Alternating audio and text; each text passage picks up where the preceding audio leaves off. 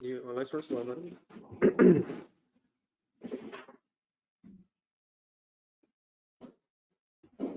आप लोग कल वाला पेज पढ़ लेंगे 140 में एक दो मिनट्स में स्टार्ट करते हैं।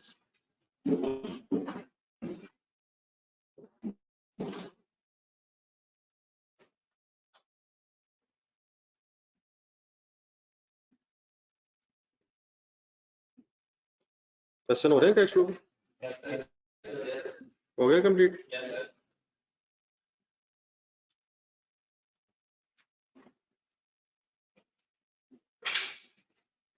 मसला नहीं है उसमें?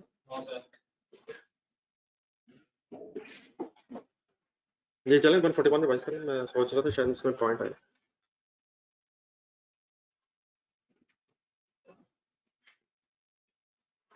ये इजी रहे आपसे, आपने कर लिया तो उससे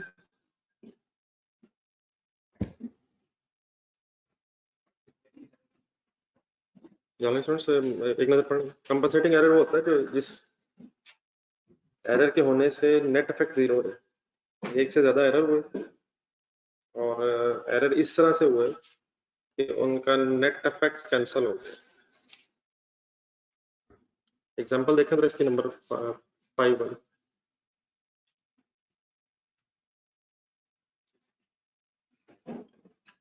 क्या ओवरस्टेट हुआ, सॉरी क्या अंडरस्टेट हुआ? सेल्स अंडरस्टेट का मतलब कितनी कम रिकॉर्ड हुई, कितनी कम रिकॉर्ड हुई 260 कम क्रेडिट हुआ। आगे कैपिटल 200 ज्यादा क्रेडिट हुआ। नेट कितना रह गया? 60 से कम क्रेडिट हुआ। ठीक है, लेकिन फाइनली आगे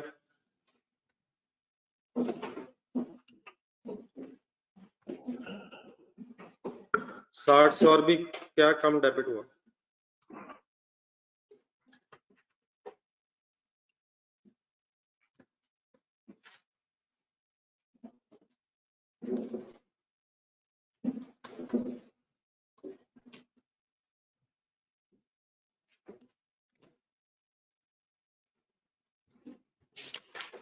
क्या कम डेबिट हुआ सर? तो नेट इफेक्ट क्या हुआ? 60 डेबिट कम है और 60 क्रेडिट कम है। नहीं 60 फाइनल फाइनल ये 260 से ज्यादा क्रेडिट था, सॉरी 260 से कम क्रेडिट था, 200 से ज्यादा क्रेडिट था। नेट अप हो गए 60 से कम क्रेडिट है और एक्सपेंस भी 60 से कम डेबिट है। तो नेट इफेक्ट क्या हुआ? 60 से कम डेबिट है, 60 से ही कम क्रेडिट भी, तो दोनों तरफ नेट इफेक्ट जीरो होगा। तो अगर एक से ज्यादा एरर इस तरह से हो कि उनका इफेक्ट आपस में कैंसिल हो जाए तो ऐसा एरर क्या कहलाता है? Compensating error. इधर ऐसे ही चला रहे हैं, ऐसे ही चल रहे हैं, यही तो चल रहा है।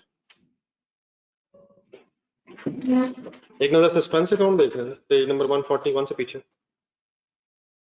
सस्पेंस अकाउंट का बैलेंस क्रेडिट कब आता है? जब डेबिट साइड का क्या ज्यादा हो, टोटल ज्यादा होता है। किस कॉलम का टोटल, किस कॉलम का टोटल ज्यादा हो रहा है? अगर सस्पेंस अकाउंट आपको क्रेडिट कॉलम में नजर आए तो वो डेबिट बैलेंस है या क्रेडिट बैलेंस है?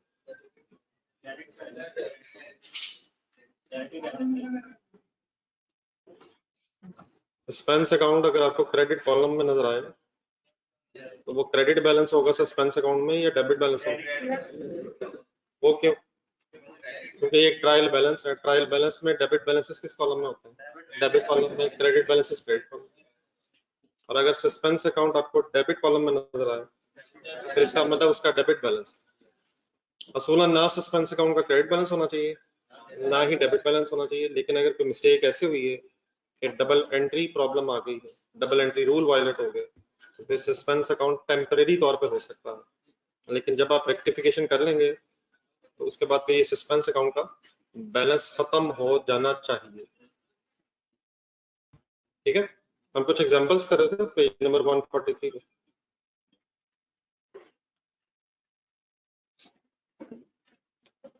नंबर 3 तक पहुंचे थे, एक नजर रिवाइज करो। ये ऑनलाइन स्टूडेंट से करते हो?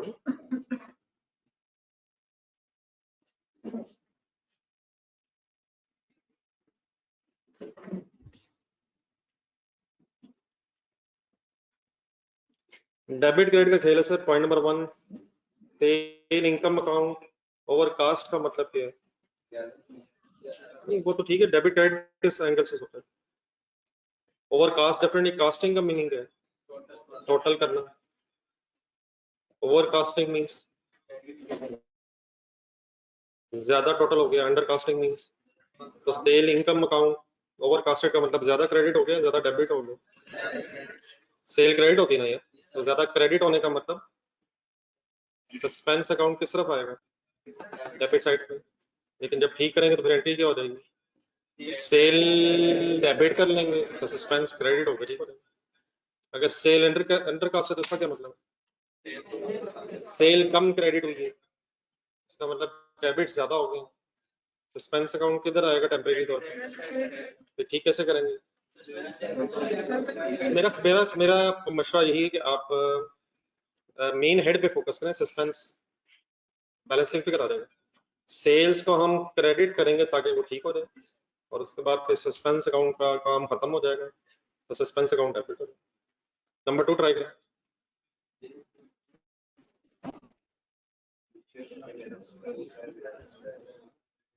700 बैड डेट्स का बैलेंस अगर ट्रायल में नहीं आ रहा तो किस तरफ नहीं आ रहा? डेबिट बैलेंस ही होगा, बैड डेट्स का डेबिट बैलेंस होगा, तो डेबिट्स कम हो गए। कैसे ठीक करें? बैड डेट्स डेबिट करें, सस्पेंस खुद ही क्रेडिट करेगा, वक्त लिखी तो हुई है। मेन पे फोकस रखते हैं। नंबर 3 फाइनल करें। बिल्डिंग अकाउंट का कौन सा बैलेंस होता है?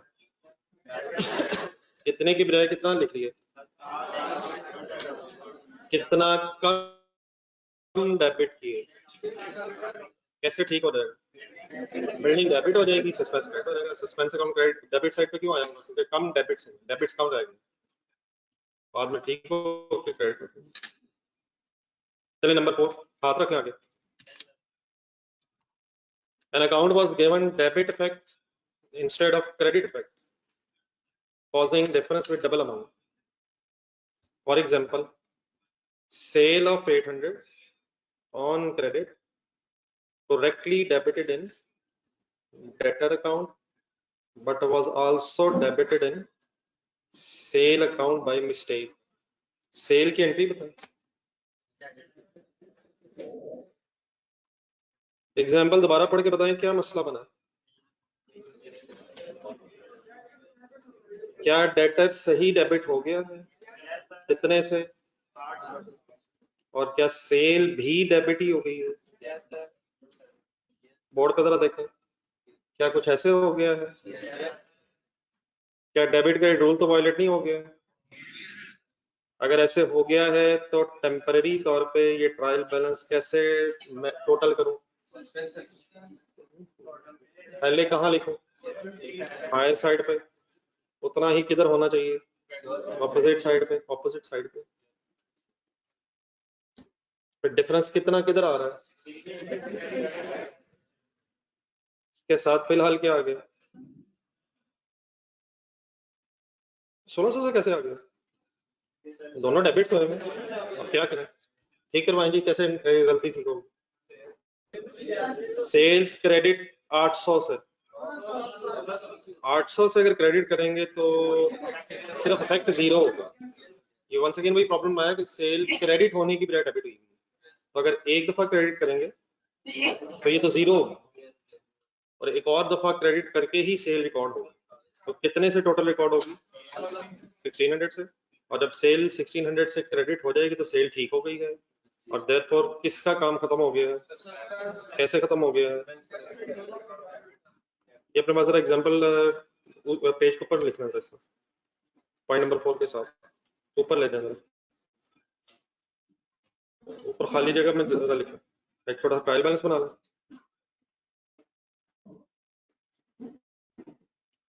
जी ऑनलाइन स्टूडेंट्स प्लीज आ गए।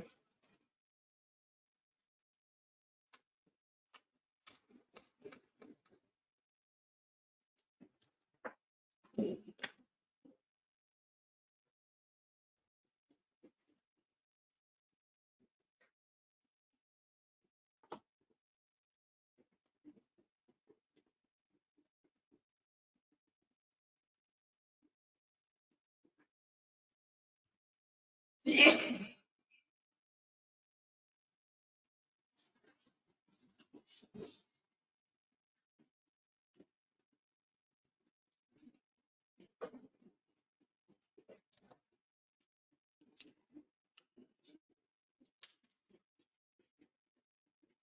नोट हो गया। नंबर 5 जरा खुद से सोच के फाइनल।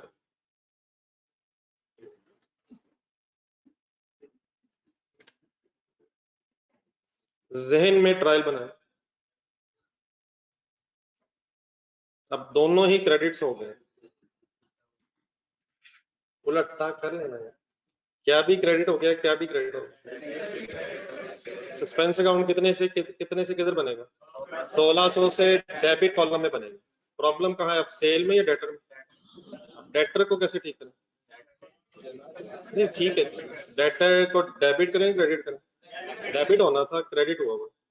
तो 800 से डेबिट करेंगे तो 0 होगा, फिर डबल से डेटर डेबिट हो जाएगा और सस्पेंस क्रेडिट होगा। देखें जरा सही एंट्री लिखी हुई है तो समझ आना शुरू हुई है please. Number 6, single accounting effect, either debit or credit was recorded posted in the books of account. For example, sale of 800 on credit was posted in board पे जरा देखो क्या करती हुई है।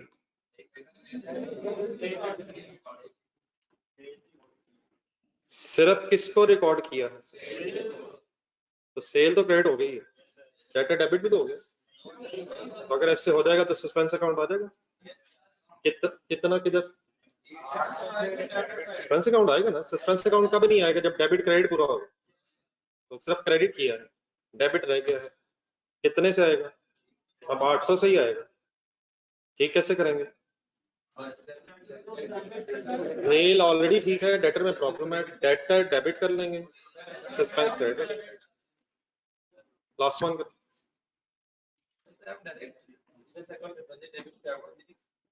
नहीं सर, हमने देखें गलती हमने नहीं करनी, गलती कर दी गई है। ये मैं जो आपके सामने लिखा ये हो गया है। अब ये इतराज ना उठाइएगा ये क्यों हो गया है, इसलिए हो गया था कि एग्जामिनर आपका टेस्ट ले सके। ये हो गया है, इसको जहन में रख के हम ठीक कर लेंगे। क्या हो गया है 0.7 में पढ़ के नहीं 0.7 आगे आगे चला गया। ये तो हो गया है, अब आप बताना 7 में क्या होगा।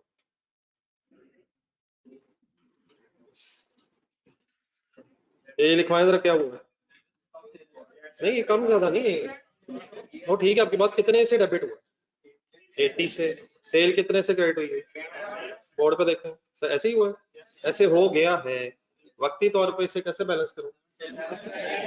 720 डेबिट साइड पे आ गया, ये हो गया है। अब हम कैसे ठीक करें? डेटर कितने से डेबिट करें? 720 और सस्पेंस अकाउंट क्रेडिट हो जाएगा। ये हमने किया, हमारी सेंट्री से क्या होगा? डेटा जो 80 लिखा हुआ है प्लस 720 800 पूरा हो जाएगा और हमारे इस सस्पेंस क्रेडिट करने से सस्पेंस अकाउंट का डेबिट बैलेंस 0 हो जाएगा। क्या हम सस्पेंस बढ़ाने आए हैं या हम बढ़े हुए सस्पेंस को खत्म करना चाहते हैं? हमारा काम सस्पेंस खत्म करना है। ये क्वेश्चन नंबर 1 शुरू करें।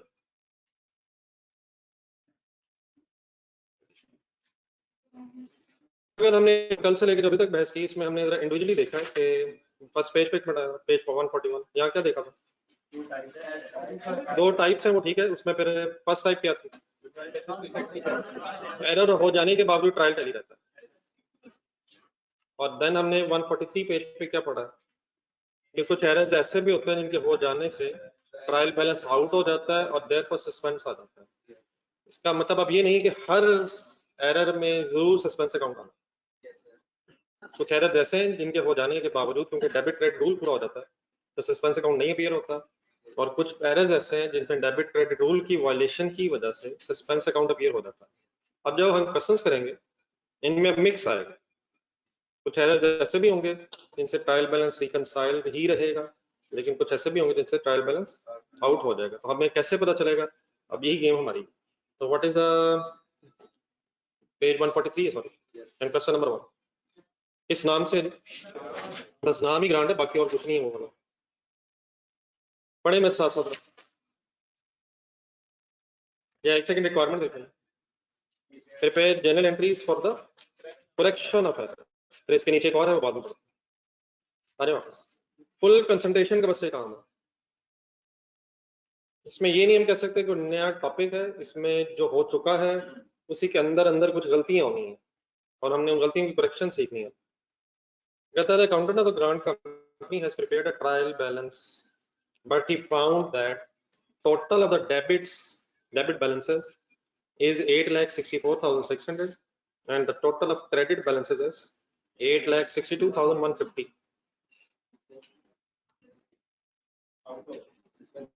जी एक मिनट दोबारा सेंटेंस पढ़ें, बताएं कौन सी साइड का टोटल ज्यादा है,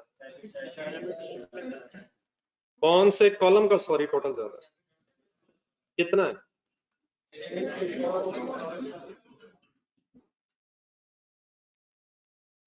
अगर इस तरह हो जाए कि टोटल मैच ना कर रहा हो तो पहले किस कॉलम में लिखते हैं, तो इस केस में कहां लिखते हैं, ठीक है 8,64,600।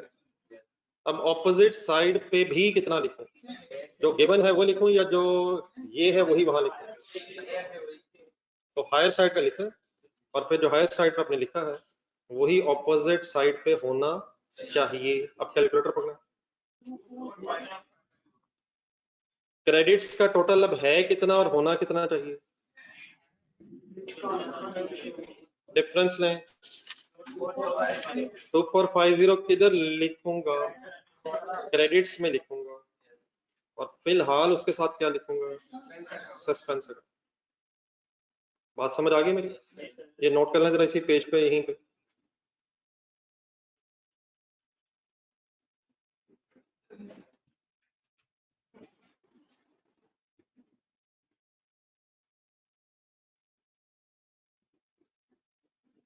सेटिंग टाइम हमारा क्लास में 15 से 20 मिनट है।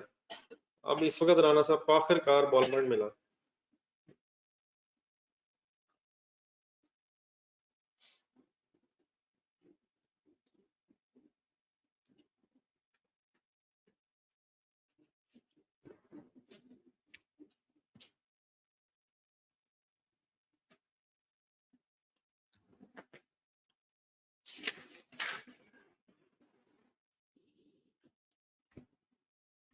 रजिस्टर कॉलेज साथ साथ एंट्रीज देखते हैं जहां पॉसिबल। शुरू करें point 1, full concentration please involvement.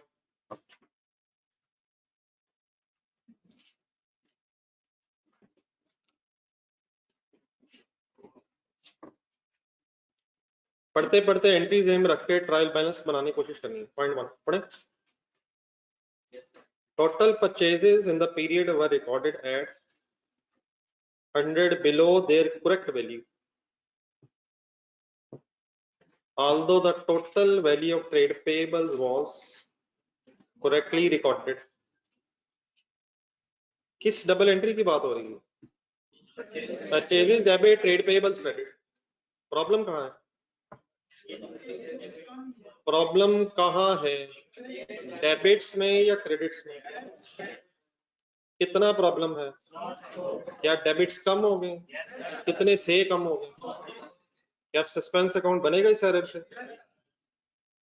क्या इस एरर से सस्पेंस अकाउंट बनेगा, किधर बनेगा, डेबिट्स में क्यों बनेगा, डेबिट्स कम हो गए, डेबिट्स कम हो गए, क्रेडिट ज्यादा हो गए, कैसे ठीक कर रहे हैं, परचेजेस डेबिट सस्पेंस क्रेडिट।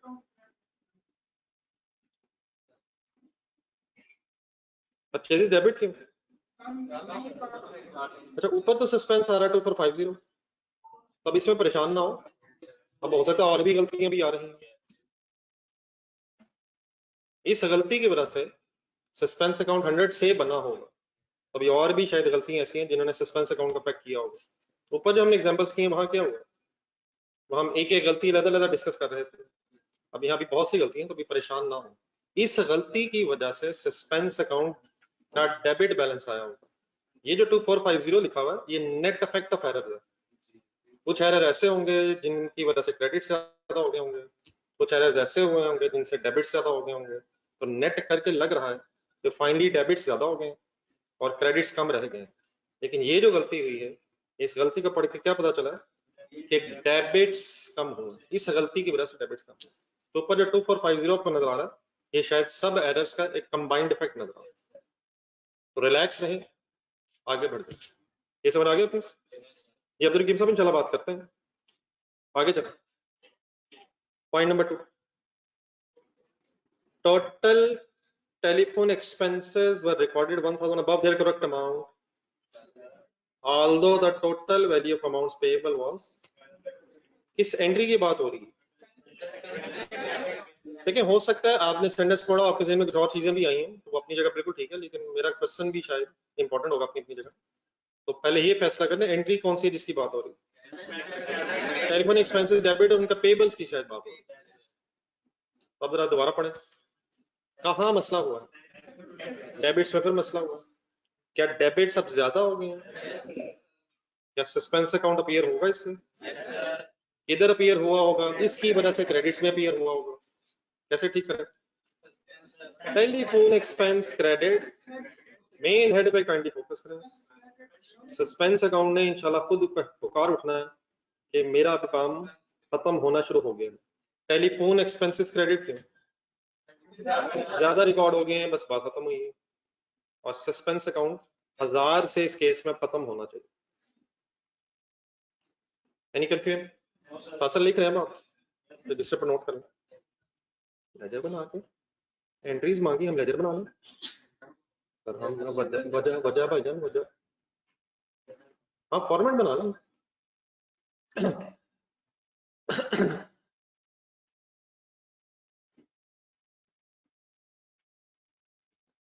तो नहीं, एक क्वेश्चन को सिर्फ अंडरस्टैंड कर लें, बाकी फॉर्मेट्स बनाते रहेंगे। मेन फोकस यही रखें जो हो रहा है। चलो आगे, ये अंडरस्टैंड ओके।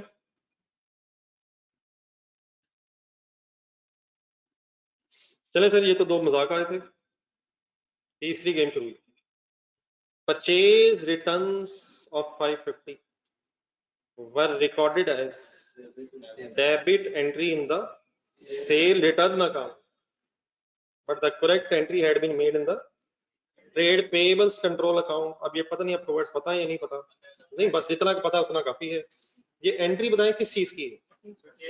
परचेज रिटर्न्स की है या सेल रिटर्न्स की? परचेज रिटर्न्स की एंट्री बताएं, सोच। क्रेडिट है, डेबिट है, परचेज रिटर्न्स क्रेडिट है। अब उसने साथ कंट्रोल अकाउंट वर्ड लगा दिए, उससे हमें अब डरने की कोई जरूरत नहीं। तो क्रेडिटर्स की बात हो रही है, ट्रेड पेबल्स की बात। ये एंट्री है किस चीज की? परचेज रिटर्न्स की। हुआ क्या है? परचेज रिटर्न्स को कहां डेबिट कर दिया? अब सर ये अगर तो सिंपल ट्रांजैक्शंस हो जाए जिसका पॉइंट 1 और 2 है, उसको तो हम इजीली देख के अंडरस्टैंड कर सकते हैं कि सीधी एंट्री क्या बननी है। लेकिन थोड़ी सी जब चीजें थोड़ा कॉम्प्लेक्स होना शुरू हो जाए, तो फिर इसका एक तरीका ये भी होता है, बोर्ड पर देखो कि एंट्री करेक्शन एंट्री तक पहुंचने के लिए पहले आप ये लिख लें कि एंट्री रिक्वायर्ड क्या थी। रिक्वायर्ड का मतलब होनी क्या चाहिए थी, होनी क्या चाहिए थी। नेक्स्ट फिर लिख लेंगे, अब ये डेफिनेट चॉइस है, ये वर्ड्स कोई ऐसे कुछ स्टैंडर्डाइज्ड वर्ड्स नहीं, मैं ऐसे वर्ड्स लिखना चाहूँ जिससे अंडरस्टैंडिंग डेवलप हो जाए। रिक्वायर्ड से क्या मुराद हुआ करेगी मेरी? होनी चाहिए थी। फिर पोस्टेड से मुराद मेरी होगी कि हुई क्या है, और फाइनली इन दोनों को देख के फिर करेक्शन कर दिया करेंगे। लेकिन हर एंट्री को इस तरह लिखना टाइम वेस्टिंग हो जाएगा। जहां जरा कॉम्प्लेक्सिटी बढ़ेगी वहां ये काम करके जरा सही एंट्री तक पहुंच जाएगा। अब कहाँ कॉम्प्लेक्सिटी बढ़ेगी, एक आध सवाल मैं साथ कर लें, बाकी फिर अगले सवालों में आप बता दीजिएगा कि कॉम्प्लेक्सिटी बढ़ी है या नहीं बढ़ी है। तो इसको इस तरह भी लिखने की बजाय आप दोबारा सेंटेंस पढ़ें। आप ये बताएं पढ़ के एंट्री होनी क्या चाहिए थी? Trade payables debit. और ट्रेड पेएबल्स क्रेडिटर्स मैंने जानबूझ के वर्ड बोला ताकि अगर ये वर्ड यूज होता है तो हमें याद रखें। तो ट्रेड पेएबल्स डेबिट और परचेज रिटर्न्स भी डेबिट। तो सही एंट्री पहले नंबर 1 ज़हन में लानी चाहिए। अमाउंट कितनी सही लग रही है? 550। कंसंट्रेशन से पहले देखें क्या ये एंट्री सही है? परचेज रिटर्न्स की entry, trade payables debit and purchase returns credit. आप सेंटेंस दोबारा पढ़ें इस एंगल से कि हुआ क्या। आराम आराम आराम आराम आराम आराम। क्या उसने ट्रेड पेबल्स को डेबिट करते हुए गलती की?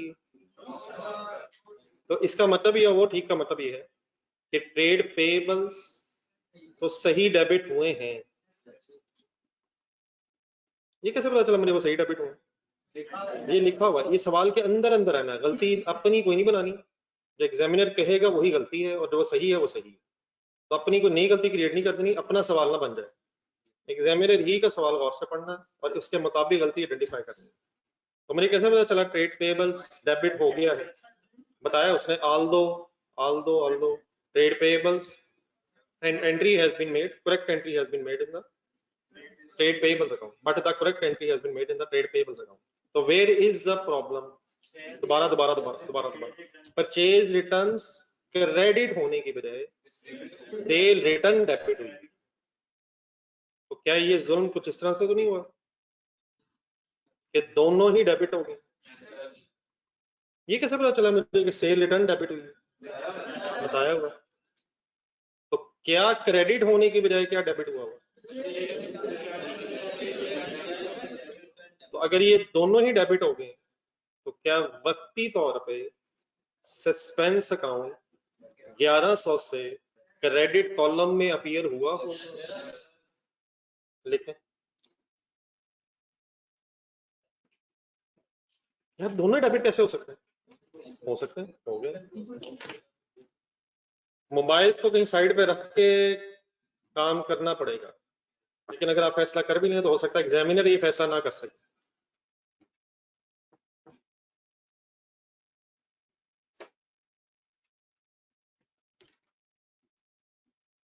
What is the meaning required?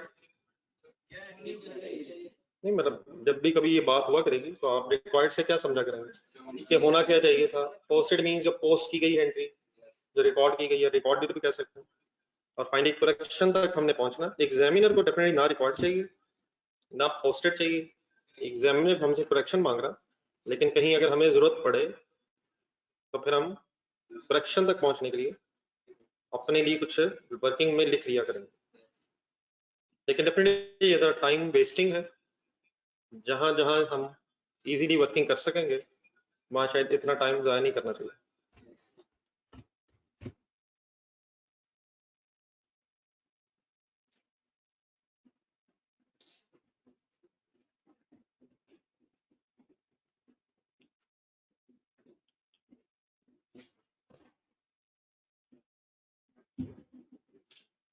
Ji online students okay please, ये करेक्शन करवाएं।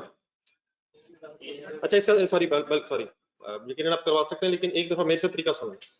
अब इन दोनों एंट्रीज को हमने सामने रखना, जो होनी चाहिए थी जो हुई है, और इनको देख के करेक्शन करनी कैसे। ट्रेड पेबल्स में कोई प्रॉब्लम नहीं है। प्रॉब्लम कहाँ है? तो परचेज रिटर्न्स को क्रेडिट होना चाहिए ताकि वो रिकॉर्ड हो जाए। फिलहाल क्या रिकॉर्ड ही नहीं हुआ हुआ, तो परचेज रिटर्न्स को क्रेडिट करके रिकॉर्ड करना चाहिए। पोस्टेड एंट्री में सेल रिटर्न का तो काम ही कोई नहीं था। इस ट्रांजैक्शन में सेल रिटर्न का तो हेड ही होना ही नहीं चाहिए था। तो सेल रिटर्न को गलती से क्या किए, तो उसको कैसे ठीक करें? क्रेडिट करके ठीक करें 550। क्या जब ये दोनों काम हो जाएंगे, कौन से दोनों? परचेज रिटर्न क्रेडिट हो जाएगी और सेल रिटर्न को ठीक करने के लिए क्रेडिट कर देंगे, तो मसला हल हो गया है। मसला हमारा हल हो गया है। लेकिन सस्पेंस अकाउंट की पुकार आपको सुनाई दे रही है कि उसका काम अब खत्म कैसे हो गया है? 1100 से उसमें डेबिट। तो प्लीज फोकस कहाँ रखें करेक्शन करते हुए? मेन हेड्स पर फोकस रखें, इंशाल्लाह सस्पेंस अकाउंट आपके कंट्रोल में। लेकिन परचेज रिटर्न्स क्यों क्रेडिट किए? पहले क्रेडिट ही नहीं थी। सेल रिटर्न क्यों क्रेडिट किए? वो डेबिट होनी नहीं चाहिए, उसको ठीक करने के लिए क्रेडिट किए, और सेल रिटर्न्स को रिकॉर्ड करने के लिए क्रेडिट किए। तो अगर हम भी दोनों ही क्रेडिट कर लें तो क्या मसला हल हो जाएगा?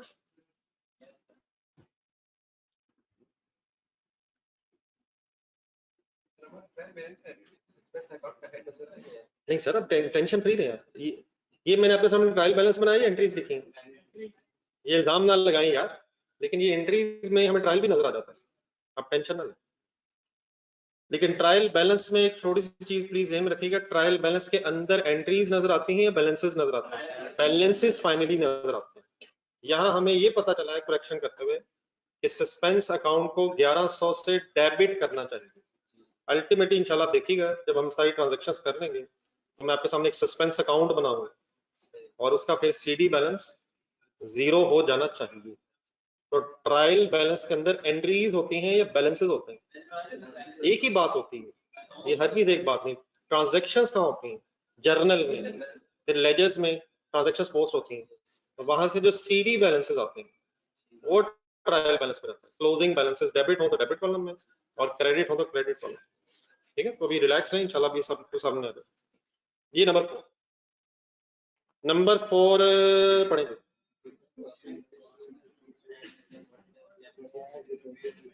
क्या डेबिट होने की बजाय क्या डेबिट हुआ? मायूसी ना फैलाओ यार, प्लीज मायूसी ना फैलाएं। इक्विपमेंट डेबिट होने की बजाय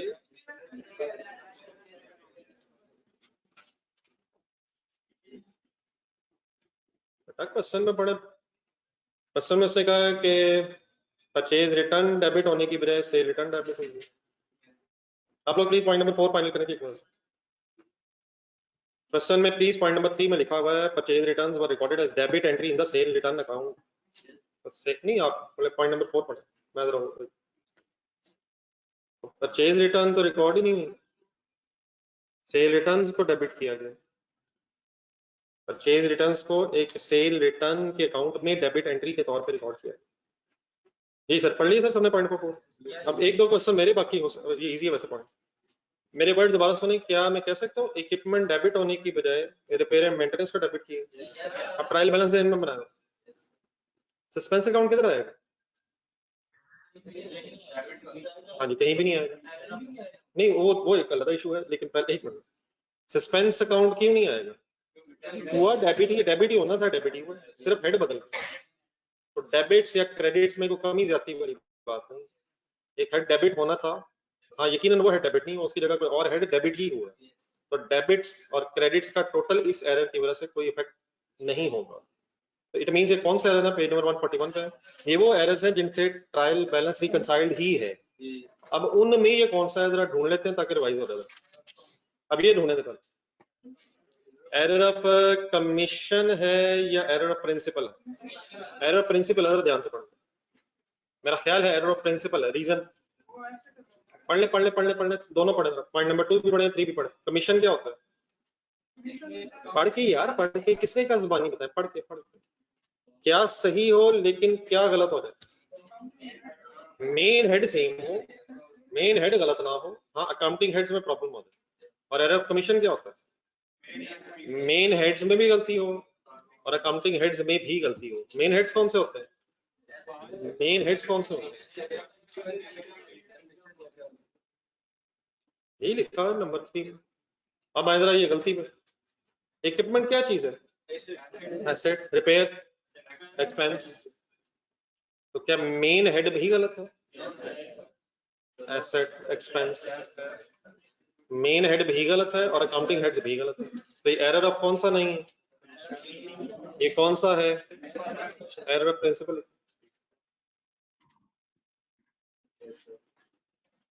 एरर ऑफ प्रिंसिपल।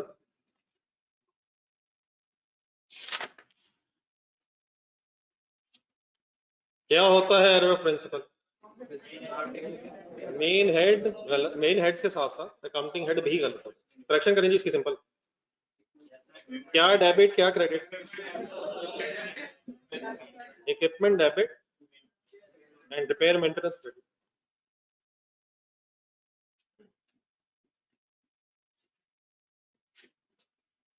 कितने से?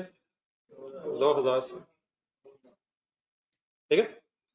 अब डेफिनेटली कल भी मैंने बात की थी, अगर यहाँ कोई डेप्रिसिएशन रेट्स नहीं हो तो इक्विपमेंट हम बढ़ा रहे हैं, क्या हम डेप्रिसिएशन चार्ज करेंगे या रिवर्स करेंगे?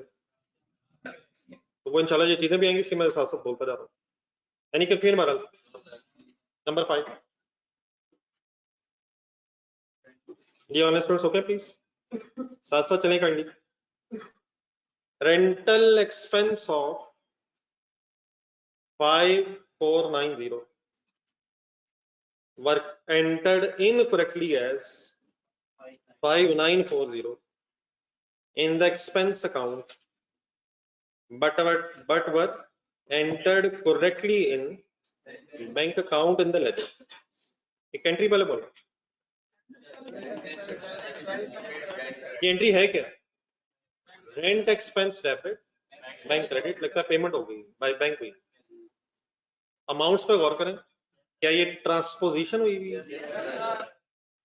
लेकिन जल्दबाजी ना कीजिएगा। अब अमाउंट्स जहन में रख के एंट्री बताएं।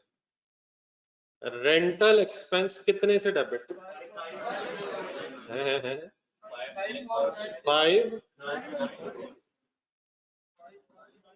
5 कितने से हुआ यार? कितने से होना था? तो रेंटल एक्सपेंस डेबिट हुआ है 5940 से, होना कितने से चाहिए था? लेकिन क्या बैंक ठीक क्रेडिट हुआ? ये ट्रांसपोजिशन एरर तो है, जरा फिगर्स वर्ड्स जरा गौर करें, डिजिट्स देखें आगे पीछे। ये ट्रांसपोजिशन एरर है, लेकिन ये ट्रांसपोजिशन एरर वो वाला क्यों नहीं है?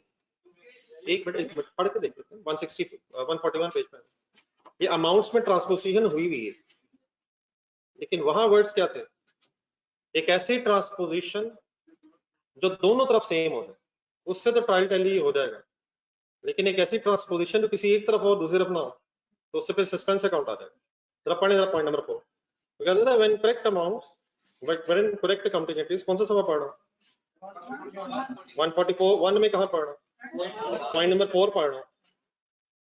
When correct accounting entry is recorded in books of accounts, but the amount in both accounting effects is wrong, although the amount is same.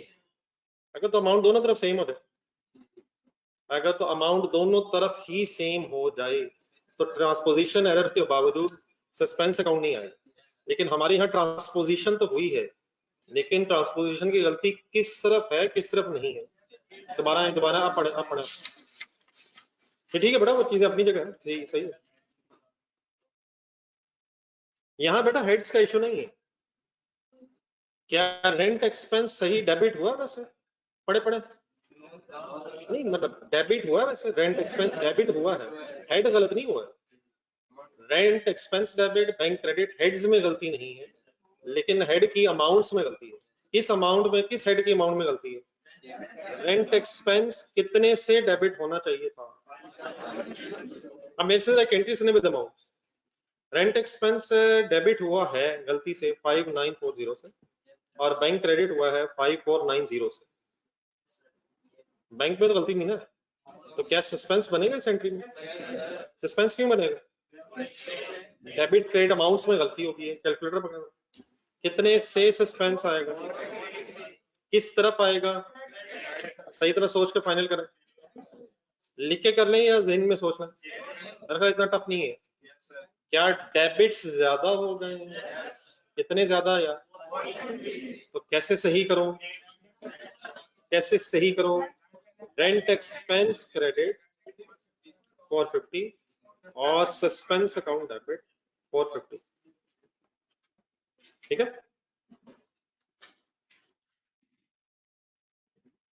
ये ऑनलाइन स्टूडेंट्स होते,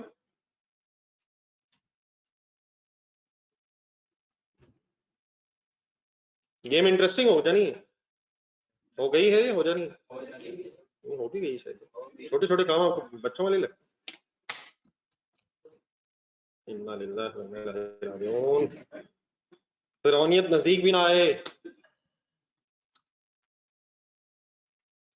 जब भी कुछ हो जाए अल्हम्दुलिल्लाह, ना हो तो बिस्मिल्लाह। इंशाल्लाह इन्हीं के दरमियान रहिएगा। सीए की जिंदगी, चार्टर्ड अकाउंटेंट की जिंदगी बेचारे की ऐसे ही रहती है, वरना अगला पेपर फिर सामने आ रहा है। मैं कर लूंगा, नहीं किया जाता यार, इंशाल्लाह हो जाए। नंबर 6 है। व्हाट इज नंबर 6 यार? बैंक चार्जेस की इधर एंट्री सुना दें, कोई सुनी कभी एंट्री? हाँ जी, bank charges debit bank credit, ये बैंक के चार्जेस, बैंक ने अपने कोई पीआरसी तो आपको एग्जाम्प्ट है। बैंक अगर अपनी सर्विसेज के अगेंस्ट पे पैसे ले ले तो उसे बैंक चार्जेस बोलते हैं, उससे फिर आपका बैंक बैलेंस रिड्यूस होता है। पढ़े जरा क्या हुआ? Bank charges of 200 have been omitted entirely from the ledger. अपने जहन में ट्रायल बैलेंस लाए, ना क्या हुआ है ना क्या हुआ है, इस एंट्री को रिकॉर्ड ही नहीं किया तो सस्पेंस अकाउंट किस तरफ आएगा, पेज 141 पे जाए। ये एरर ऑफ ओमिशन हुआ, एरर ऑफ ओमिशन हुआ। लेकिन क्या अगर ये पता चल गया है तो अब इसे रिकॉर्ड कर लेना चाहिए। कैसे कर लें?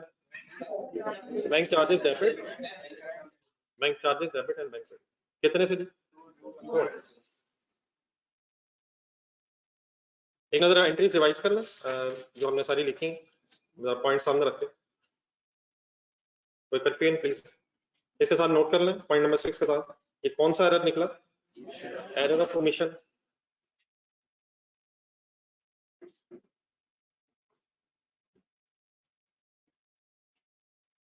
एक नजर एंट्रीज प्लीज रिवाइज कर लें। एक छोटा सा काम फिर और करवाना। समझ आ गई सारी एंट्रीज?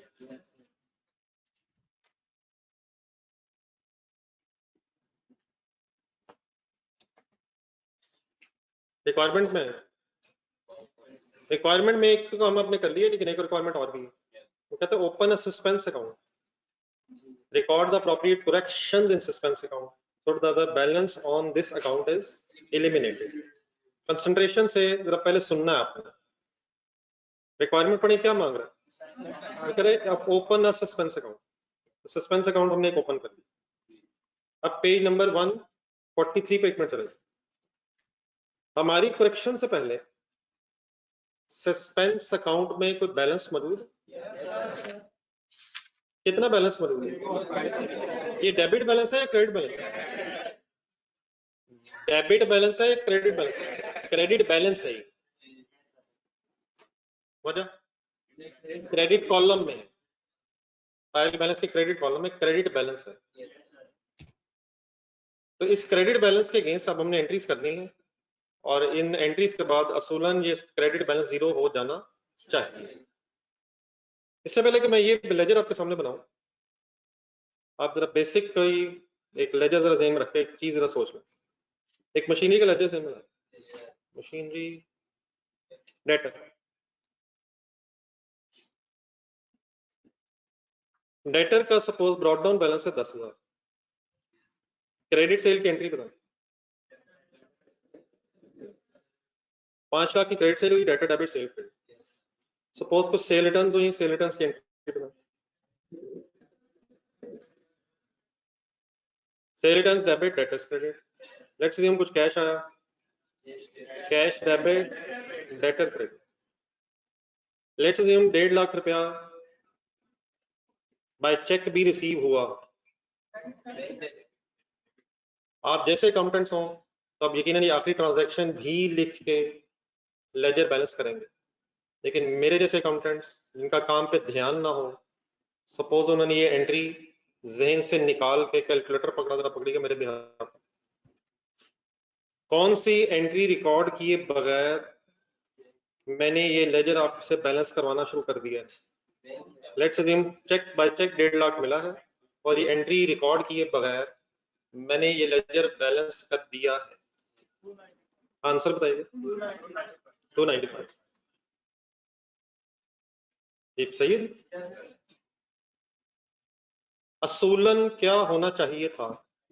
सारी ट्रांजैक्शंस रिकॉर्ड करने के बाद सीडी बैलेंस निकालना चाहिए।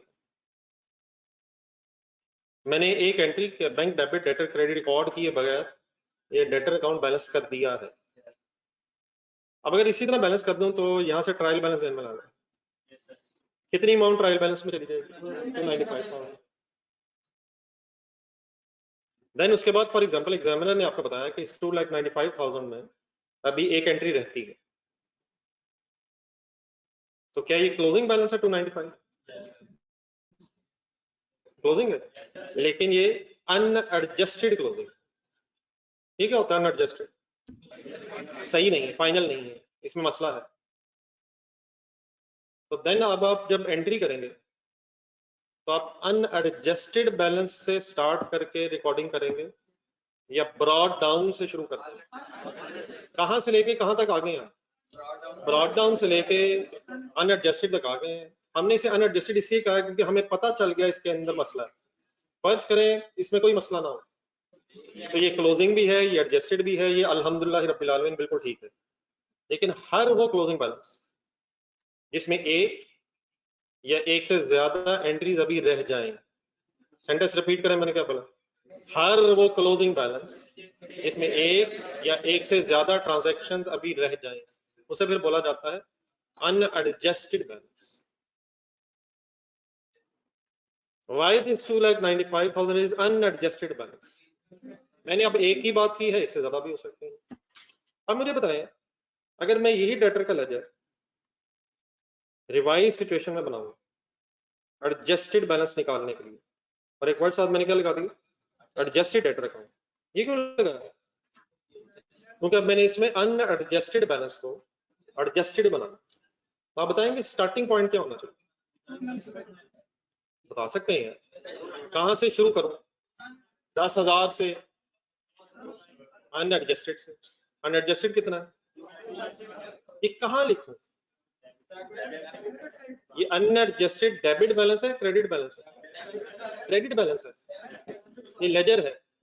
295,000 कौन सा बैलेंस है, डेबिट बैलेंस है। इसे स्टार्टिंग पॉइंट अनएडजस्टेड के तौर पे किस तरफ लिखूं? चलो मैं लिखी,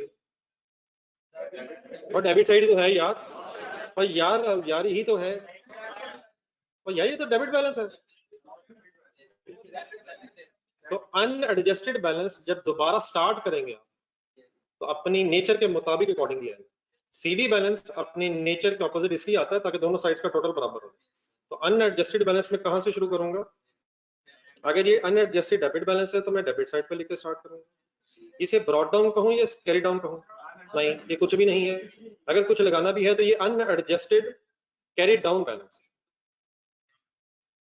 ये कैरी डाउन बैलेंस है, अनएडजस्टेड कैरी डाउन बैलेंस है। तो ये डेबिट साइड पे क्यों आ गया? डेबिट बैलेंस है। अगर यही अनएडजस्टेड क्रेडिट बैलेंस होता तो क्रेडिट साइड पे स्टार्टिंग पॉइंट हो जाएगा। ऐसा लेजर जो मैं इस वक्त आपके सामने बना रहा हूं, हमें कब बनाना होगा? जब भी कभी किसी एक बैलेंस के अंदर एक या एक से ज्यादा एडजस्टमेंट्स रहे तो वो अनएडजस्टेड बैलेंस कहलाएगा। और अगर हमें उसका लेजर बनाना है तो unadjusted debit balance debit side पे आएगा और unadjusted credit balance credit side पे स्टार्टिंग पॉइंट बन जाएगा। आई होप कि मैं कुछ समझा पा रहा हूँ। ये ओपनिंग है, क्लोजिंग है? ना ये ओपनिंग है ना ये सही क्लोजिंग है, ये अनएडजस्टेड क्लोजिंग। आए इसमें एडजस्टमेंट करते हैं। लेट्स से हम 1.5 लाख का चेक, एंट्री बोला मायूसी तो ना भलाएं यार, बैंक डेबिट हुआ, डेटर क्रेडिट हो गया। वंस अगेन मेरा ये लेजर बैलेंस करवा दें। 295,000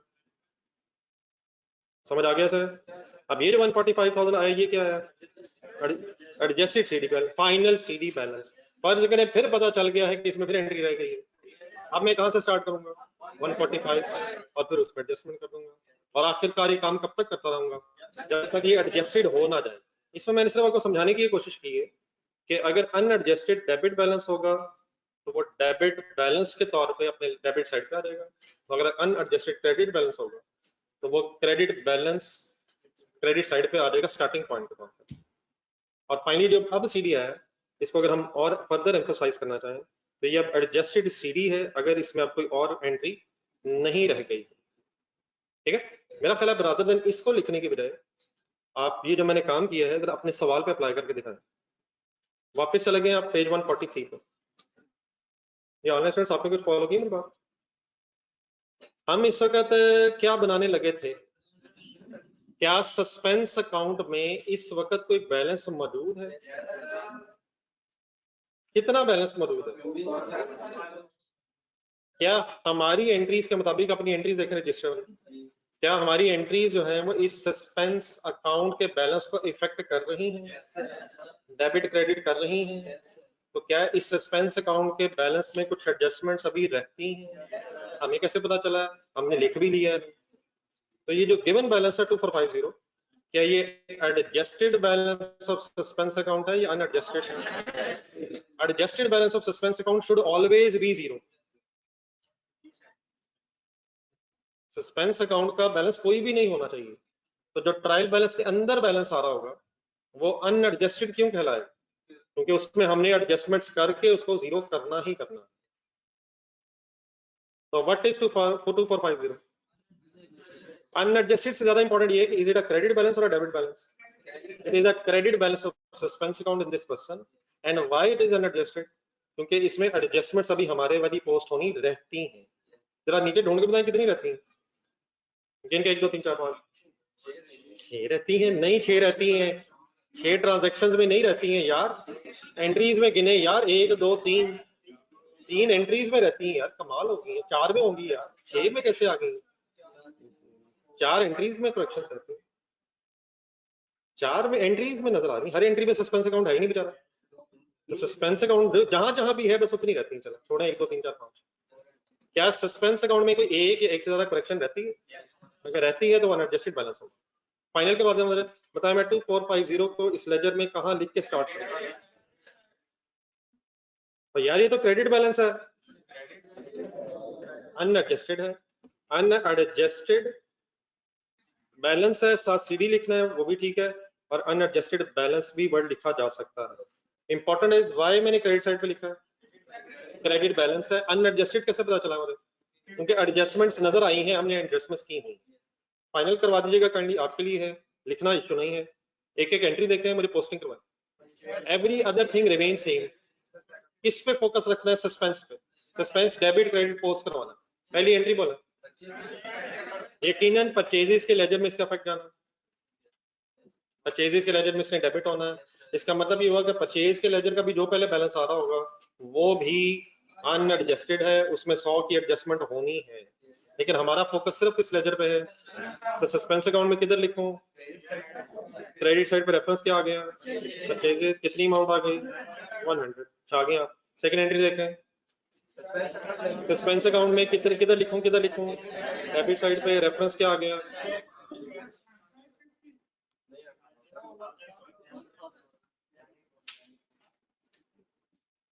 आप तेज हैं, मैं जरा स्लो। सेकंड देख रहा था, कोई मसला नहीं यार। थर्ड एंट्री देखें। अब आपने, अच्छा ये जब भी हम कभी रिक्वायर्ड पोस्टेड एंट्री लिख के कोई करेक्शन लिख रहे होंगे तो इसमें हमें फाइनली पोस्ट कौन सी करनी होगी? करेक्शन। वो दो जो लिखे वो अपनी अंडरस्टैंडिंग के लिए। तो जब भी हमें ये काम करना पड़ जाए तो फाइनली एग्जामिनर के लिए कौन सी है? करेक्शन। तो करेक्शन की तरफ आएंगे। रिलैक्स रहिएगा, सस्पेंस अकाउंट कितने से डेबिट हो रहा है, लेकिन उसके ऑपोजिट साइड पे क्योंकि दो रेफरेंसेस हैं तो डरिएगा नहीं। जरा बोर्ड पे देखा, जरा 550 डेबिट साइड पे परचेज रिटर्न्स के रेफरेंस से आ जाएगा और 550 डेबिट साइड पे सेल रिटर्न के रेफरेंस पे आ जाएगा। यार वो तो कह रहा 1000 से डेबिट हो रहा है, तो 1000 से ही डेबिट हो रहा है, लेकिन सॉरी 1100 से डेबिट हो रहा है, लेकिन दो अपोजिट रेफरेंसेस को मैंने जरा प्लेस कर दिया। और किसी एंट्री में ढूंढा, रेंट सस्पेंस डेबिट कितने से? 450 से, और रेफरेंस के तौर पे रेंट एक्सपेंस या रेंटल एक्सपेंस आ जाएगा। समझ आ गया सर? कैलकुलेटर पकड़े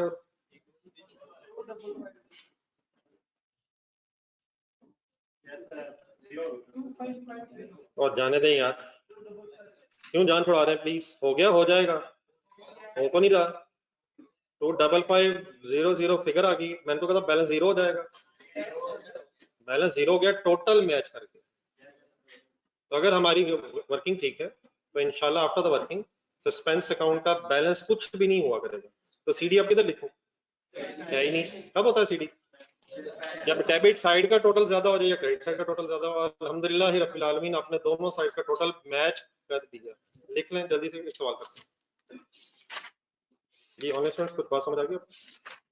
अब पोस्टिंग एरर्स ना कहीं होने शुरू हो जाए। ये तो रेंट एक्सपेंस क्रेडिट हुआ है, हमने डेबिट कर दिया। ये अपना अकाउंट कौन सा आ गया? सही कहा आपने, सही कहा। कोई अपना अकाउंट भी होता है सर? ये किसका अपना? ये सस्पेंस का अपना है, रेंट का अपना कहां से आ गया? सस्पेंस का अपना। ये कैसे पता चलता है ये लेजर किसका है? इसका ऊपर नाम लिखा हो, इस गरीब का नाम लिखा है, उसी का लेजर है।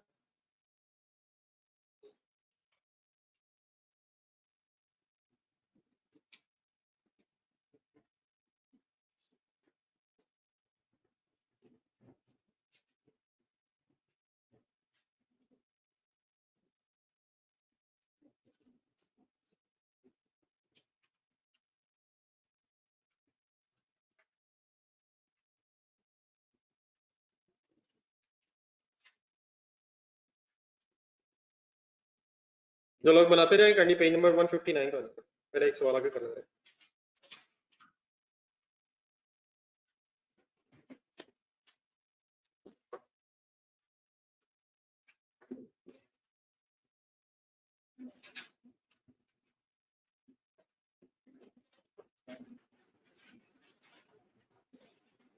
जी नोट कर लें।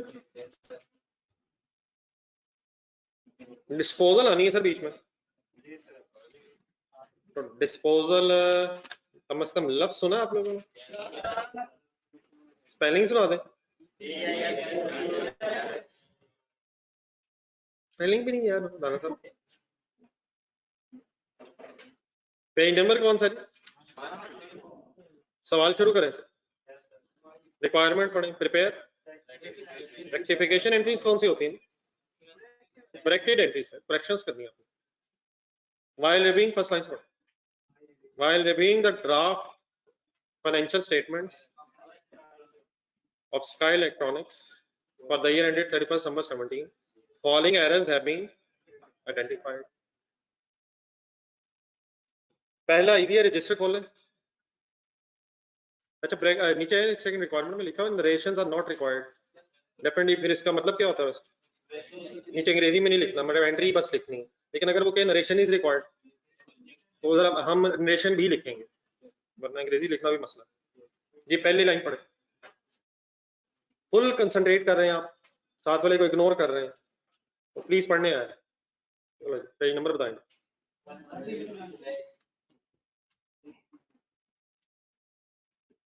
Computer costing 2,40,000 purchased on 1st September for office use were debited to।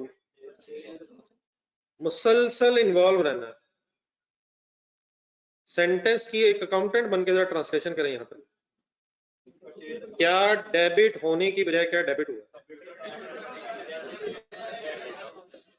तो पहला कोई मसला नहीं। शुरू करें जी। बिजनेस नेम के sky electronics. Correction entries, rectification entries.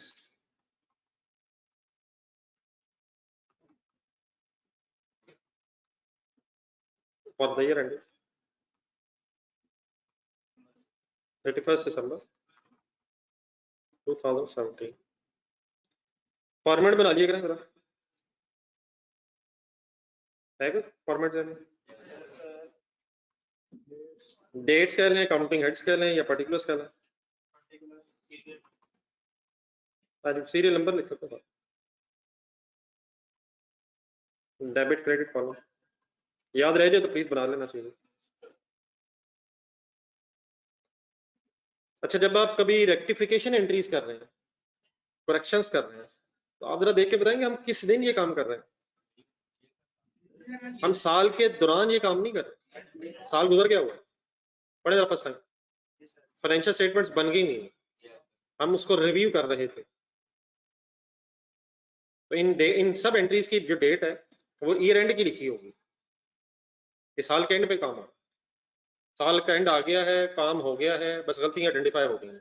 इस तरह से हो रहा है कि ड्यूरिंग द ईयर ट्रांजैक्शंस हो रही हैं और उनको हम डेट वाइज रिकॉर्ड कर रहे हैं। ये हमने नहीं, हम एग्जामिनर पहले कर चुका है, जो गलतियां उसने हमारे सामने रखी। तो इन सबकी डेट कॉमन से परेशान ना कर लीजिएगा, सबकी कौन सी डेट आनी चाहिए, क्योंकि ईयर एंड पे ये काम हो रहा है। तो इन चीजों को छोड़े, मेन पे फोकस करें।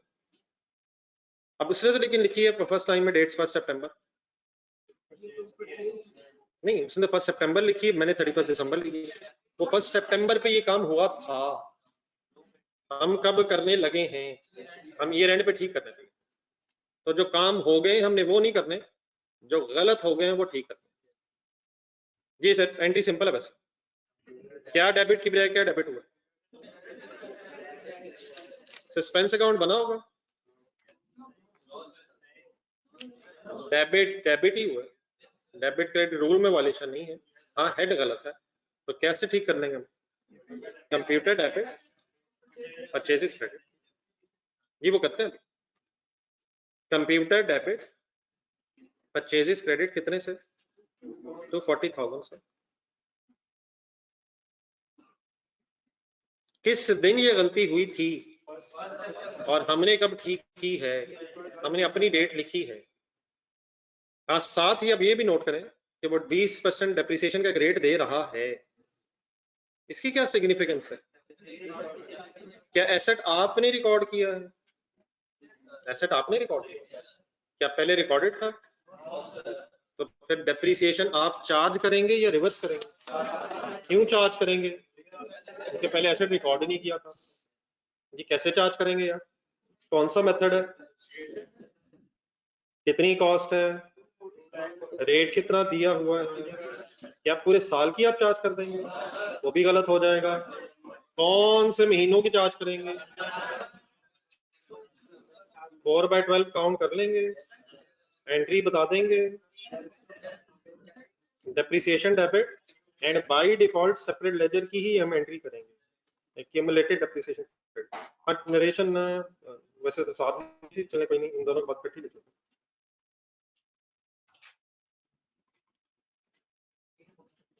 ये अमाउंट बन जाएगी 16,000।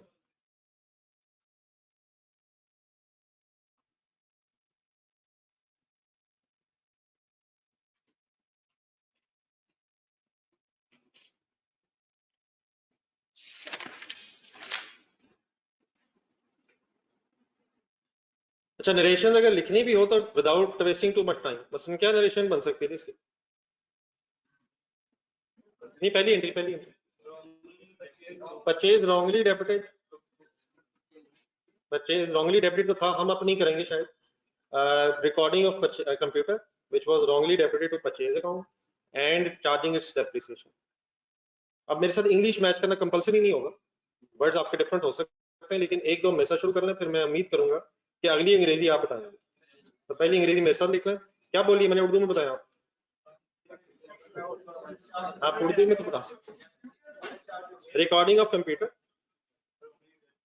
which was wrongly debited in purchase account, recording of computer which was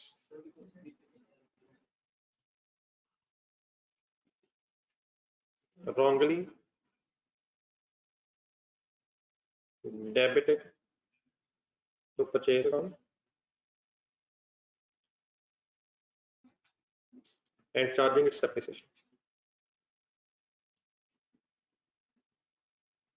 definitely अगर वो कहे कि नरेशन रिक्वायर्ड नहीं तो आपने लिखनी नहीं है, मैं इस कॉन्टेक्स्ट में लिख रहा हूँ कि अगर नरेशंस लिखनी हो तो कैसे लिखेंगे।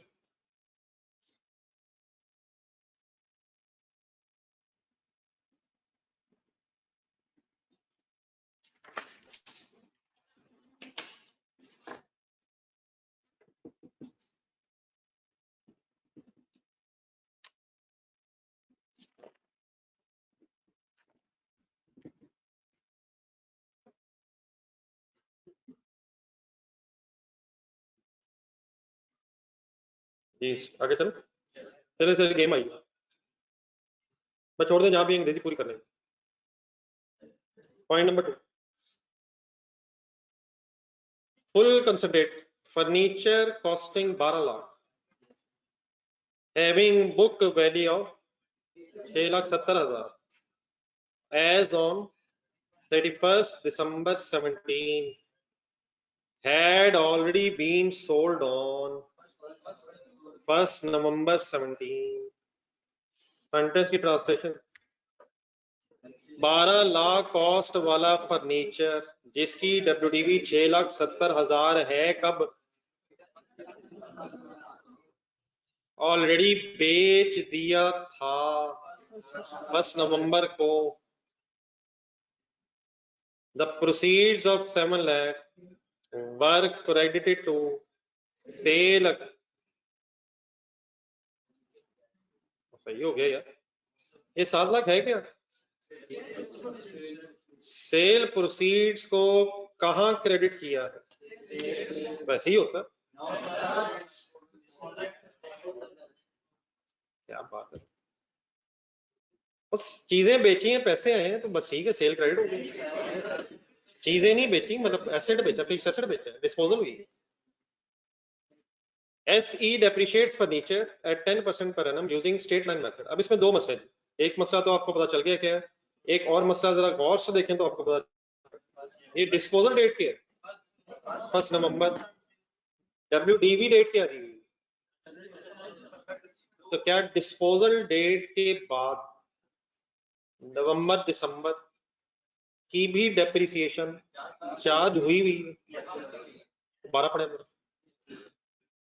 डिस्पोजल डेट क्या है? 1 नवंबर। और WDV किस डेट की दी हुई? अब ये WDV तो पता ना सबको, ये बुक वैल्यू WDV। कैलकुलेटर उठाया जरा। 12 लाख के 6,70,000 क्या है? इनमें डिफरेंस नहीं जरा। 5,30,000 क्या है? 5,30,000 क्या है? कब से कब तक की? 25 से लेके 31 दिसंबर 2017 तक की है। तो व्हाट इज द प्रॉब्लम? कोई मसला नहीं है। जब एसेट बेच दिए तो उसके बाद तो डेप्रिसिएशन की बहस ही नहीं होनी चाहिए। तो क्या 2 महीनों की कोई एक्स्ट्रा चार्ज तो नहीं हो गई? किस दिन डिस्पोजल रिकॉर्ड होके बात खत्म हो जानी चाहिए?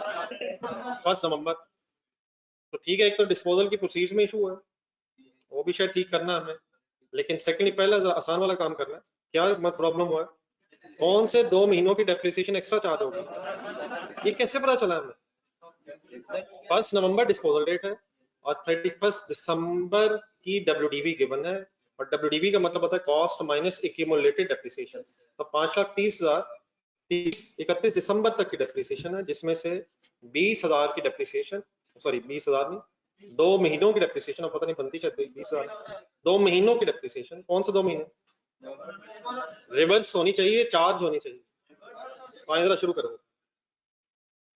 बात मुझे काइंडली जरा पूरी कर ले दीजिए, उसके बाद फिर अगर कोई आपका पॉइंट रहेगा तो डिस्कस कर लेते हैं। आपने बस गौर से साथ साथ देखना कौन से 2 महीनों की डेप्रिसिएशन क्यों चार्ज नहीं होनी चाहिए। अब वर्किंग कैसे करोगे? बताया वो रेट, बताया method. Once again straight line कह रहा है 12 lakh multiplied by 10%, multiplied by कौन से 2? वो यार इनकी तो चार्ज होनी नहीं चाहिए, तो रिवर्स कर रहे हैं। सही एंट्री क्या होती है? सीधी एंट्री डेप्रिसिएशन, रिवर्सल एंट्री बोला। लिखे पहला काम करो, accumulated depreciation debit and depreciation credit by ₹20,000।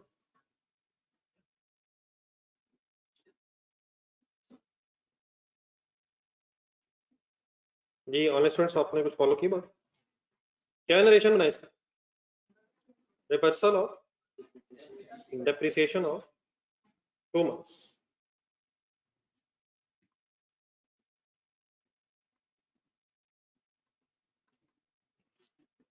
और कौन से 2 months हैं? नवंबर दिसंबर। स्पेसिफिक कर लीजिए।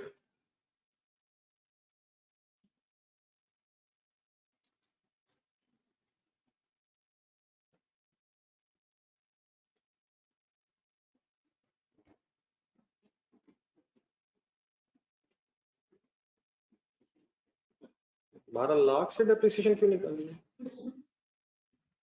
12 लाख कॉस्ट है, तो डेप्रिसिएशन कॉस्ट से निकालते हैं मेथड स्ट्रेट लाइन में।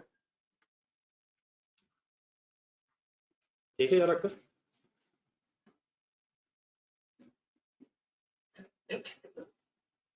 जी दूसरा मसला किसका रह गया? डिस्पोजल का, सेल प्रोसीड्स का।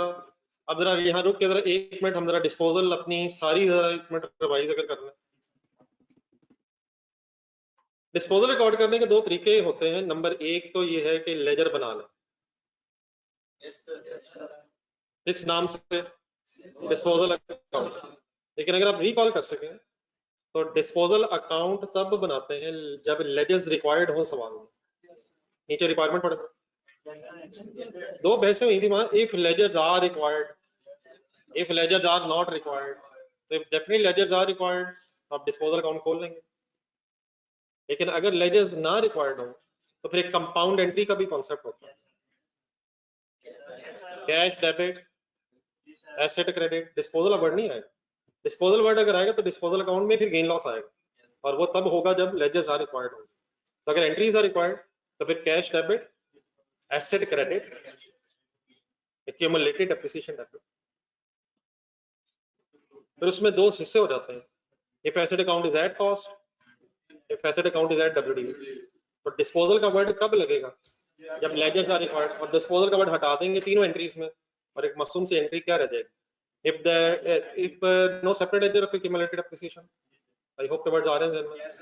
If no separate ledger में क्या होगा? Cash debit, asset credit at WDV, और बैलेंस होकर एंट्री गेन लॉस निकला। लेकिन अगर सेपरेट लेजर्स आर मेंटेन तो कैश डेबिट, आगे बोलो accumulated appreciation debit and asset credit, और फिर गेन लॉस आए। तो यहाँ मैं इस कंपाउंड एंट्री की तरफ इसलिए आ रहा हूँ क्योंकि ledgers are as such not required, सिर्फ करेक्टिंग एंट्रीज आर रिक्वायर्ड। दूसरा काम जरा आप कर दें, पॉइंट नंबर 2 देखें जरा, क्या इस सवाल में कुछ सेपरेट लेजर्स बने हुए कॉस्ट एक्यूमुलेटेड एप्रिसिएशन के? नहीं, मतलब क्या एसेट अकाउंट डब्ल्यूडीवी पे है, कॉस्ट भी दी हुई है, डब्ल्यूडीवी भी दी हुई है, अभी आपने एक्यूमुलेटेड एप्रिसिएशन निकाली है।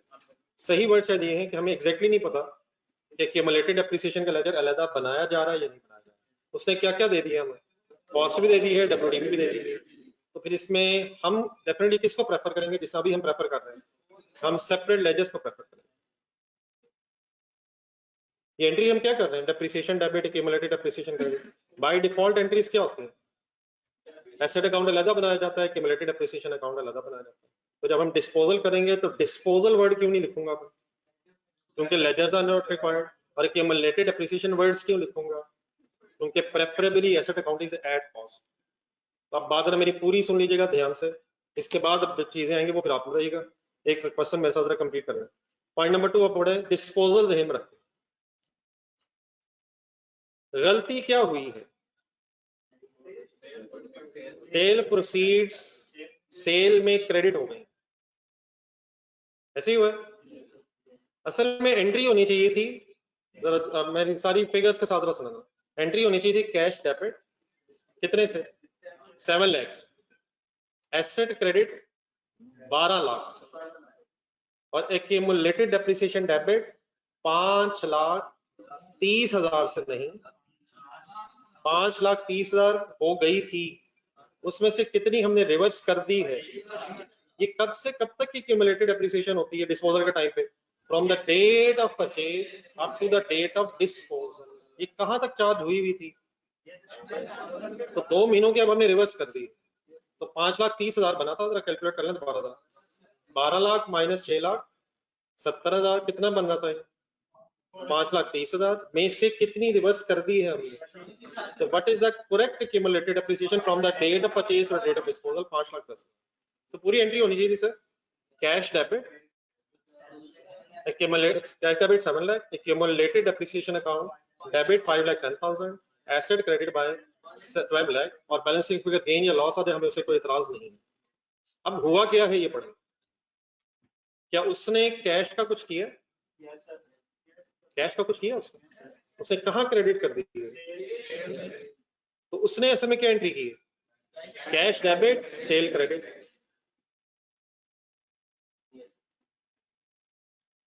ठीक है, सब पता चला मुझे? Cash debit sale credit. हालांकि होना क्या चाहिए था? Cash debit, accumulated appreciation debit, asset credit, फिर गेन लॉस निकलना चाहिए था। तो ये जरा थोड़ा सा अगर आप अलाउ करें तो वर्किंग में एक्सप्लेन कर देते हैं, क्या होना चाहिए था, क्या हुआ है, और अब हम क्या कर लें। यहाँ डेफिनेटली हम कौन सी एंट्री एग्जामिनर के लिए लिखेंगे? जो कर लें, हम क्या कर लें, अब फाइनली क्या कर लें, करेक्शन हम कर लें, और वर्किंग में जाके हम क्या लिखने लगे हैं, हम रिक्वायर्ड क्या है, पोस्टेड क्या है, और करेक्शन फिर यहाँ आके करते हैं। ठीक है, इसके नीचे अगर आप कितनी स्पेस छोड़ देंगे? 2-3, मेरे ख्याल 3-4 एंट्रीज और हैं, तो पूरा कहाँ तक पहुंचा? 3-4 एंट्रीज की जगह रखना, एक वर्किंग आ रहा है एज यू लाइक, लेकिन बेहतर ये अपने आंसर में लिखें। विथ के वैसे नीचे भी जगह अगर वहां लिखना चाहें वहां लिखें, लेकिन पहले लिखवा दें। रिक्वायर्ड एंट्री बोले, रिक्वायर्ड एंट्री भाईजान, कैश डेबिट कितने से, एक्यूमुलेटेड एप्रिसिएशन डेबिट कितने से? 5,10,000 कहां से आ गया? 5,30,000 माइनस 5,30,000 में से माइनस 20,000। ठीक है, equipment credit by 12 lakh, calculator पकड़ा जरा, गेन बनता है, लॉस बनता है, फर्नीचर है, इक्विपमेंट, फर्नीचर है। गेन बनता है, लॉस बनता है, वजह ठीक है, क्रेडिट बैलेंस आ रहा है, हिम्मत करो जवान, हिम्मत। WDB कितनी है, चलिए ये बताया, सही WDB कितनी है, सही WDB 690 है, 650 नहीं है, वो ज्यादा 20 चार्ज हुई थी, 650 WDB नहीं है, 690 है। हिम्मत करें, हिम्मत करें। क्या ज्यादा चार्ज होने से क्या कम हुआ था, हिम्मत करते रहे, करते रहे। एक्यूमुलेटेड डेप्रिसिएशन चार्ज होने से WDB कम हो गई, तो जब आप एक्यूमुलेटेड डेप्रिसिएशन कम करेंगे तो अकॉर्डिंगली WDB बढ़ जाएगी। 690 मेरा ख्याल, तो 7 लाख के बजाय 10,000 गेन बनता है। तो गेन कहाँ आना चाहिए, प्रॉफिट एंड लॉस। तो ये हुआ है या होना चाहिए था, हुआ क्या है, या कॉस्टेड क्या हुआ है, कैश डेबिट, सेल क्रेडिट।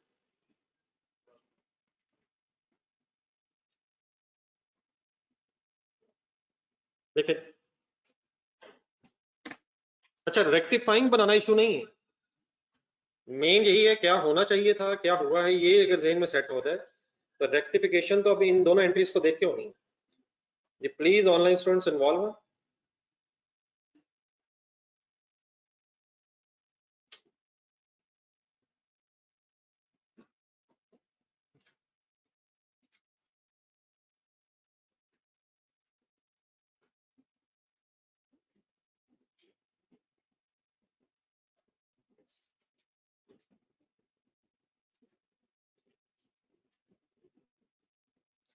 एक नीचे फिर एक पॉइंट ऐसा आ रहा है जो PRC से रिलेटेड है,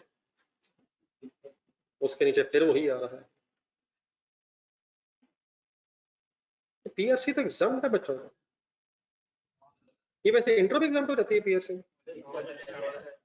सबको ही लगती है। ये आईकॉम वालों को भी हो जाती है।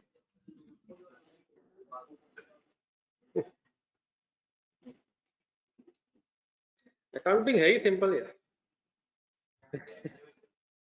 देखने में सिंपल का क्या मतलब है, फिजिक्स से मुश्किल है।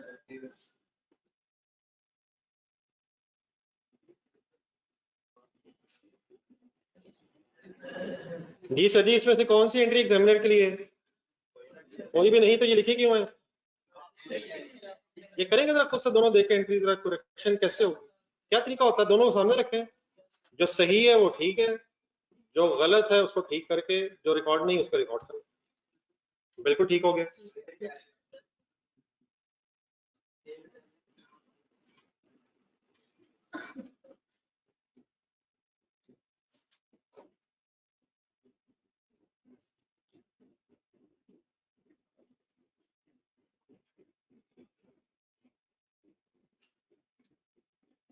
जी फुल कॉन्सेप्ट को नहीं, अल्लाह मालिक इंशाल्लाह।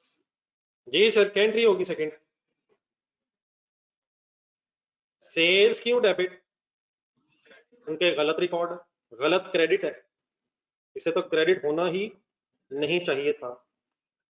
कैश सही रिकॉर्ड, और क्या क्या रिकॉर्ड होना चाहिए, cumulated depreciation debit bye 5,10,000, furniture credit by, furniture credit by 12 lakh, और गेन क्रेडिट बाय 10,000। हमारी एंट्री बैलेंस है, ये ना हमारी एंट्री में सस्पेंस आया, ये प्लीज सबको, सबसे हो गया ये जो किया हमने, कैसे किया आप लोगों ने, दोनों एंट्रीज को कंपेयर करना, अगर सही अगर हो गया तो यही काम होना बार बार। कैश बीच में इन्वॉल्व क्यों नजर आ रहा, कैश सही हो गया था, सेल गलत थी और बाकी रिकॉर्ड करना था। जी ऑनलाइन स्टूडेंट्स ओके, रेशन अगर बता दें,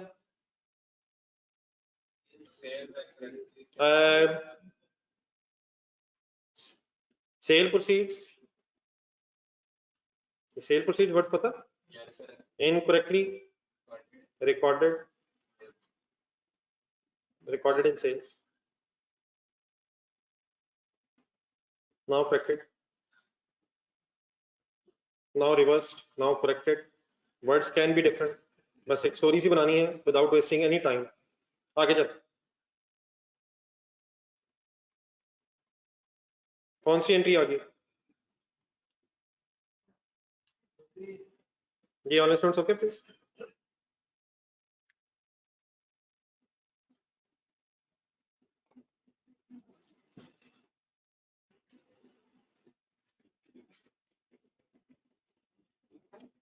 चलेंगे आगे? अभी अगले जो पॉइंट्स हैं ये तीनों करवाने वाले हैं। 1 अप्रैल, रुक दें जी, छोड़ दें जहां भी अंग्रेजी घर जाके। 1 अप्रैल 17 ये रेंट क्या है हमारा? SE कौन है? हमारा बिजनेस है। Rented out one of its premises, अपनी जगह रेंट पे ली है? ली है यार। At an annual rent of 9 lakh payable in advance, तो ली है ना यार। द रेंट रिसीव्ड हुआ, अगली लाइन यार, अगली लाइन पढ़ो। The rent received was credited to income. Sentence दोबारा पढ़ के पहले फैसला ये करें, रेंट पे ली है, दी है। Rented out one of its premises, कितने पे रेंट पे दिए? 9 लाख एडवांस में मिला है। कितने अरसे का? साल का कहाँ मिला है भाई? 1 अप्रैल को दिए, 31 दिसंबर ईयर एंड है। आखिरी सेंटेंस अंडरलाइन करें, सोच के बताएं एंट्री हुई क्या है।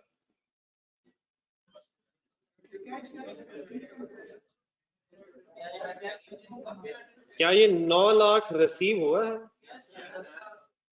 क्या एंट्री करनी गई है? Cash debit, rent income credit, तो सही होगी ना बात?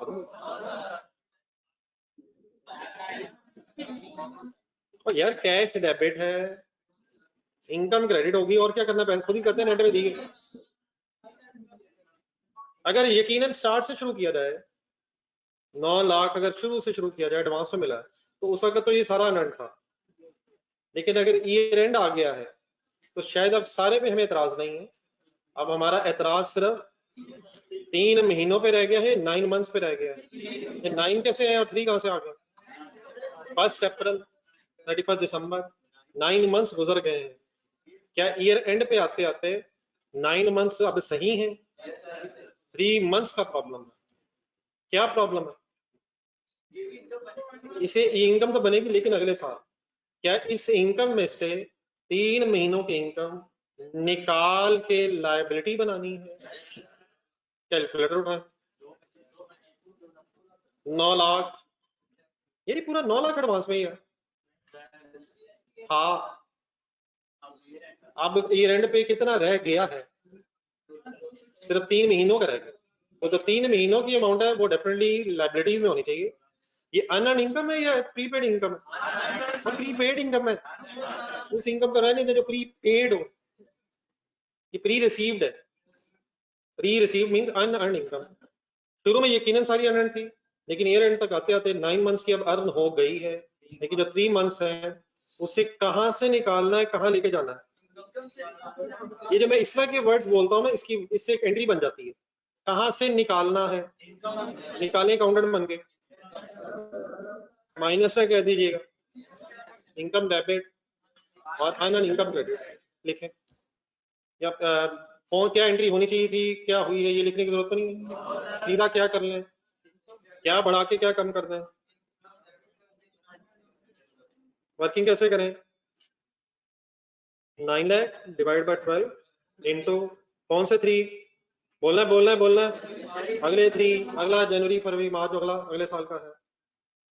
तो एंट्री क्या बनेगी rectifying? Income debit unearned income, unearned word हो सकता है, एडवांस रेंट हो सकता है, एडवांस फ्रॉम टेनेंट हो सकता है। किस नेचर का हेड बना रहे हैं? Liability nature. क्या कम करके क्या बढ़ा रहे हैं? और यार इनकम कम करना क्यों आपको पसंद आ गया? इनकम है ही नहीं। इनकम कब होती है? जब रिसीव हो जाए, जब अर्न हो जाए। अर्न कब होती है? जब अर्न हो जाए। ये इन 3 महीनों की इनकम, ये वाली जो इनकम है 3 महीनों की, ये कब अर्न होगी? अगले साल का जब मार्च एंड आ जाए। क्या प्रॉब्लम था? पूरा 9 लाख इनकम नहीं था, उसमें से ईयर एंड पे 2,25,000 रुपया लाइबिलिटीज में होना चाहिए। कहां से निकाला, कहां ले गए? इनकम से कैसे निकाला? डेबिट करके। और कहां ले गए? अन इनकम में, लाइबिलिटीज में। कहां लेस हो जाएगा, कहां ऐड हो जाएगा? इनकम में से लेस हो जाएगा और अन इनकम लाइबिलिटीज में प्लस हो जाएगा। ये online students okay please?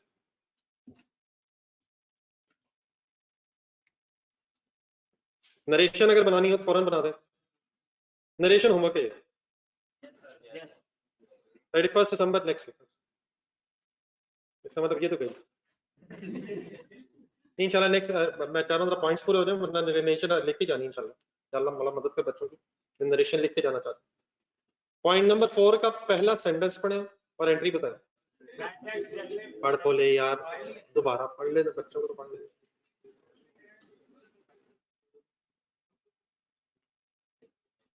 Has not been written off, underline कर ले। इररिकवरेबल का मतलब क्या है? नहीं मिलना। Has not been written off होना चाहिए, इररिकवरेबल है, पैसे मिलने नहीं है। Has not been written off अगर है तो राइट ऑफ कर दे। बोले entry. Bad debts debit, debtors credit, trade receivers credit. कितने से? 180 से। माशाल्लाह अमीर आदमी हो गए, 1,80,000 रुपये 180 बोलते हैं। आगे फर्दर पे आ रहे। फर्दर फर्दर फर्दर, या अल्लाह मौला मदद करी। फर्दर में पीआरसी आ रहा है। Recovery of 96,000 against receivable written off in prior years. ये क्या होते हैं प्रायर ईयर्स? पिछले सालों में। Was underline credited to trade receivables. ये इस तरह के जो वर्ड आ रहे हैं ना, डेबिटेड टू आ जाए, क्रेडिटेड टू आ जाए, तो ये असल में आपको एंट्री बताना चाह रहा होता है। क्या मिला किन सालों का और वो कहां चला गया? कैश मिला पिछले सालों के बैड डेट्स रिटन ऑफ के अगेंस्ट। ये बैड डेट्स हुए हैं या बैड डेट्स रिकवर हो गए आप? पिछले सालों में बैड डेट्स हुए थे, बैड डेट्स राइट ऑफ हुए थे, और अब इस साल में रिकवरी अगेंस्ट बैड डेट्स हुई है। मेरी तरह देखें और बताएं इसकी कोई एंट्री पता है आपको? क्या? Cash debit. लेयर क्लब याद आया अपने घर वाइज की यार। लेयर क्लब का सवाल निकालेंगे, वहां ही भी थी पीआरसी, तो वहां पुरानी होगी। लेयर क्लब घर वाइज हुआ है। ऑन लेयर क्लब जुल्म ना कीजिएगा मेरे भाइयों। लेयर क्लब का सवाल बताएं, पेज नंबर 255 समथिंग था। नहीं, सवाल देखें, सवाल देखें।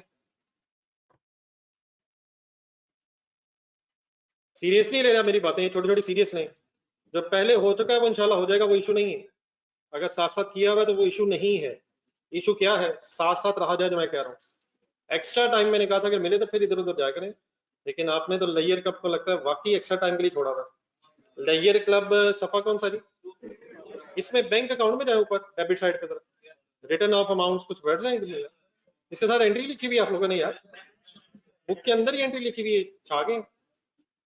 Bank debit, bad debts credit लिखा हुआ। दोबारा देख के बोला जरा क्या लिखा हुआ। राइट ऑफ के बाद अगर पैसे मिल रहे हैं तो बैंक डेबिट या cash debit, and bad debts recovered या बैड डेट्स क्रेडिट। मेरे ख्याल बैड डेट्स फाइनल हुआ था, और इन बैड डेट्स का भी कुछ फाइनल हुआ था कि नहीं, लिखना कहाँ? एक्सपेंसेस में से लेस कर दे। तो what is the entry of bad debts recovered? Bank debit, bad debts credit. अब आए जरा पढ़ें उसने क्या किया।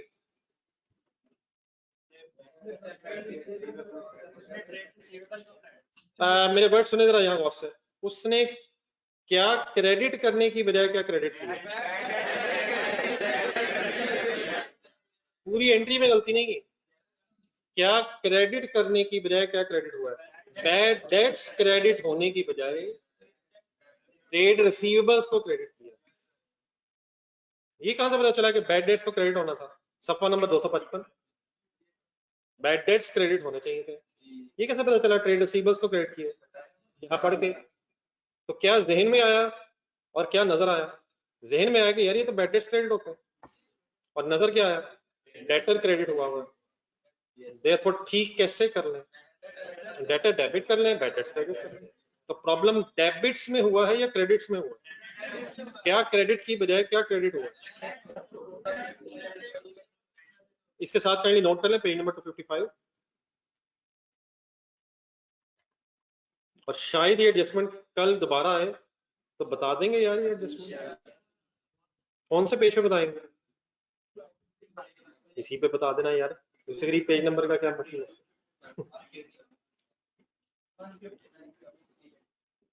ये एंट्री बताएं। अभी तो बताइए, अभी तो बताइए, कहाँ बताइए? किसी ने नहीं बताई, मैंने बताई। Trade receivables debit, bad debts credit, trade receivables debit, bad debts credit. यार ये तो एंट्री होती है कैश डेबिट और बैड डेट्स क्रेडिट।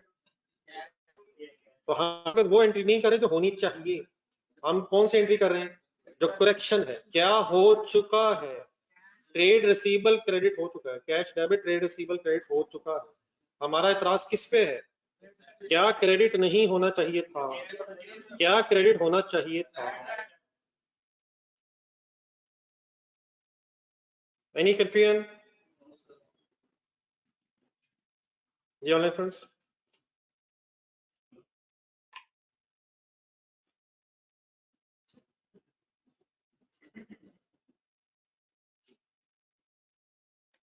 जी लास्ट सेंटेंस पॉइंट नंबर 4 का एक लास्ट सेंटेंस अभी रखता है। एज पर एसईस policy provision for doubtful debts क्या होते हैं? हैज ऑलरेडी बीन मेड को underline 5% on the year end balance. क्या मतलब? क्या प्रोविजन फॉर बैड डेट्स को 5% ऑलरेडी रिकॉर्ड कर लिया गया है? हम क्या करें? हम कुछ भी नहीं, बिल्कुल बात आपकी सही है। क्या ये काम हो चुका है? लेकिन अब एक मिनट बोर्ड पे देखें, क्या डेटर्स गलत थे? नहीं, हमारी ये दो एंट्रीज क्या बता रही है? क्या डेटर्स में एडजस्टमेंट रिक्वायर्ड थी? और क्या ये एडजस्टमेंट्स आपने की हैं या एग्जामिनर ने पहले कर दी थी? क्या इन एडजस्टमेंट्स के बगैर ही अलाउंस बना दिया गया है? तो क्या अनएडजस्टेड डेटर्स पे अलाउंस बना दिया गया है? ये अनएडजस्टेड डेटर कहां से बढ़ा गया? जब भी किसी एक बैलेंस में एक या एक से ज्यादा एडजस्टमेंट रिक्वायर्ड हो, वो अनएडजस्टेड होता है। दोबारा वर्ड सुनो मेरे गौर से, क्या अलाउंस बना दिया गया? और सर जी अलाउंस बना दिए। प्रॉब्लम क्या? डेटर्स गलत थे। अगर डेटर्स गलत थे तो अमाउंट भी अलाउंस की गलत बनी हो। अब जरा कैलकुलेटर पकड़े आपको। हमारी एडजस्टमेंट्स क्या कहती हैं? डेटर्स को कितने से क्रेडिट होना था? ये 180 से। 180 लिखें कैलकुलेटर। कंसिडरेशन रखेंगे, बिल्कुल सिंपल हो जानी बात। अब डेफिनेटली वर्ड सुने मेरे गौर से, छोड़ दे छोड़ दे। हमारे पास अनएडजस्टेड डेटर्स का बैलेंस नहीं है। सर जी है सर। तो देयरफॉर हम एडजस्टेड बैलेंस तो नहीं निकाल सकते, लेकिन क्या इन एंट्री से हम ये जरूर देख सकते हैं कि डेटर्स में कितना चेंज आना है। तो 180,000 से क्या होना है? 180,000 से क्या होना है? डेटर्स ने कम होना है। 96,000 से क्या होना है? मेरा सारा फोकस किस पे क्यों है? डेटर्स पे क्यों है? क्योंकि मैं अलाउंस की वर्किंग करना चाहता हूँ। 180,000 से डेटर्स का क्या होना है? कम होने हैं। 96,000 से क्या होना है? कैलकुलेटर उठा के दोनों को जमा कर लें, नेट ऑफ करके बताएं डेटर्स ने इतने से बढ़ना है या कम होना है? 1,80,000 से कम होना है, 96,000 से बढ़ना है, 84,000 रुपए से डेटर्स ने कम होना है। क्या इसका मतलब अलाउंस बढ़ना है या कम होना है? हिम्मत दीवाना हिम्मत। अगर डेटर्स ने बढ़ना, डेटर्स ने कम होना है तो उसके अगेंस्ट फिर अलाउंस ने भी कम ही होना है। क्या पहले डेटर्स ज्यादा थे तो अलाउंस ज्यादा बना होगा? ये मुझे कैसे पता चला ज्यादा थे?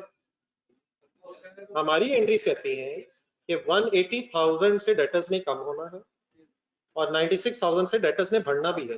लेकिन हमारा कैलकुलेटर ये कहता है, आई होप ये कहता है, कैलकुलेटर ये कहता है कि 84,000 से डेटर्स ने कम होना है। और अगर डेटर्स ने कम होना है तो अलाउंस ने भी कम होना है, लेकिन क्या 84,000 से अलाउंस से कम हो जाना है? दोबारा फिर कैलकुलेटर हमारा कहता है कि अगर 84,000 से डेटर्स ने कम होना है तो multiply by 5% is equal to एक जादुई फिगर आएगी 4200, उससे अलाउंस में डबल हो जाना है। अलाउंस अगर कम होगा तो एंट्री क्या होती है? अलाउंस अगर कम होना है तो रिलैक्स होके वही एंट्री होती है जो होती है। इस स्टोरी को एक सेकंड छोड़े, what is the story behind this last line? पढ़े लास्ट लाइन दोबारा।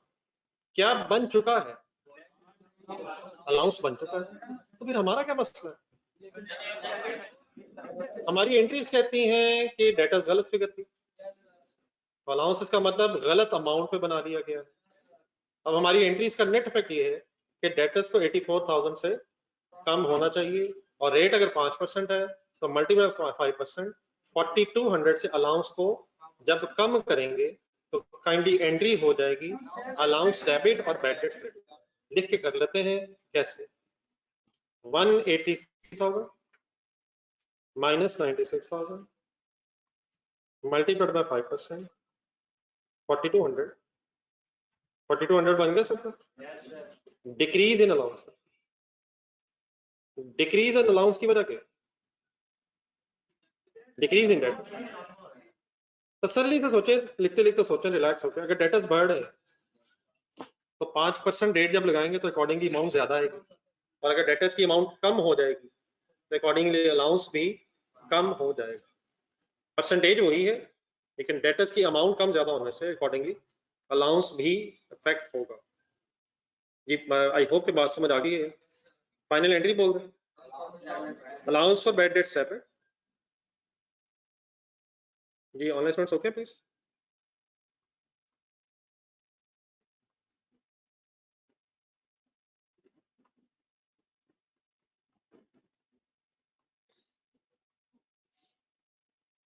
तो आई होप के चलते चलते चलते चलते यहाँ तक आते आते हम कुछ बड़े हो गए हैं।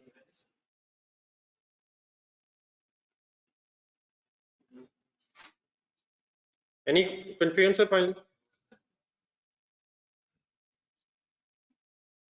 Any confusion? Online students narration की ब्रैकेट खाली छोड़ दें,